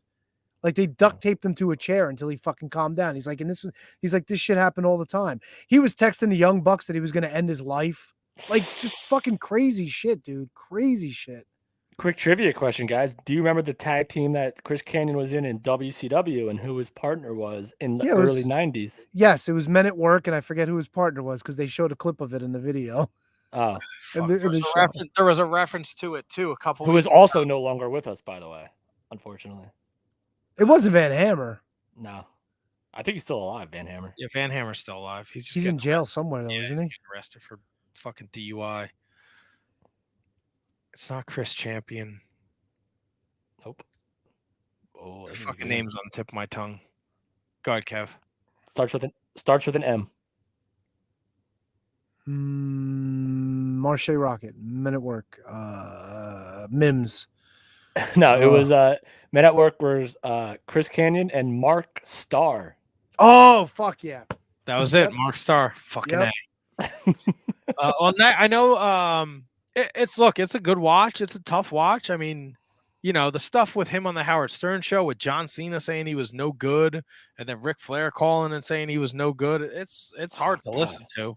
Ric Flair just keeps getting. But then again, fucking Kanyon at one point was like, "Oh, they fired me because I was gay," and even Mitchell was like, "That was bullshit because he never came out until after he was fired anyway." Right. No, I know it's. But dude, Kev, like he was so paranoid. Like when they were moving him out of his apartment, somebody dropped one of the boxes and all of his gay porn collection fell out, and he fucking gave James Mitchell a script that he had to fucking call his friend to ask him, like, "Oh, in the move, did you come across like some materials? They were mine that he was holding for him or some shit." Like just fucking like completely paranoid about being found out. Yeah, so he was that nervous about getting outed. Yeah, 100%. That's gotta be brutal. Yeah, definitely has to take its toll. Yeah, 100%. I know they're doing FMW next week or this week. Oh, this week, yeah. So that should be a fun watch. I wonder if Ric Flair fucking called Onita and cursed him out too. You see, Ric Flair put a statement out against his attorney. I know. Oops. All right. I think that's all I got, boys. I got no more news. I got no more notes. I think we had a hell of a show. I want to thank our guest tonight. Davienne, the Chaotic Wrestling Champion. Check us out. Check out our Patreon. I hope you enjoyed this. Please share it with your friends at Wizards Podcast on all forms of social media. We'll be back next Monday night. We got Alex Hammerstone. Returning to the show, the Mr. Meatcast himself, double champion Alex Hammerstone. We'll see, and I think we might have another guest earlier in the night, but I'm still waiting on confirmation for that. So it'll be a humdinger of an episode next week. Tell your friends. I got nothing else to say. You guys got anything you want to leave these wonderful folks with? Yes. Nope. I once knew a girl from up on the hill. She won't, but her sister will. It's a very famous line from Captain Lou from Mad Dog Vachon's wedding. Oh, and we were there. You were there probably, right, Tony? Of course I was. That's right. All right, well, I'm out. I'm old enough. Yes, I am out too. Good night, Gracie. The worst. We'll see you guys next Monday night. Have a great week. See ya.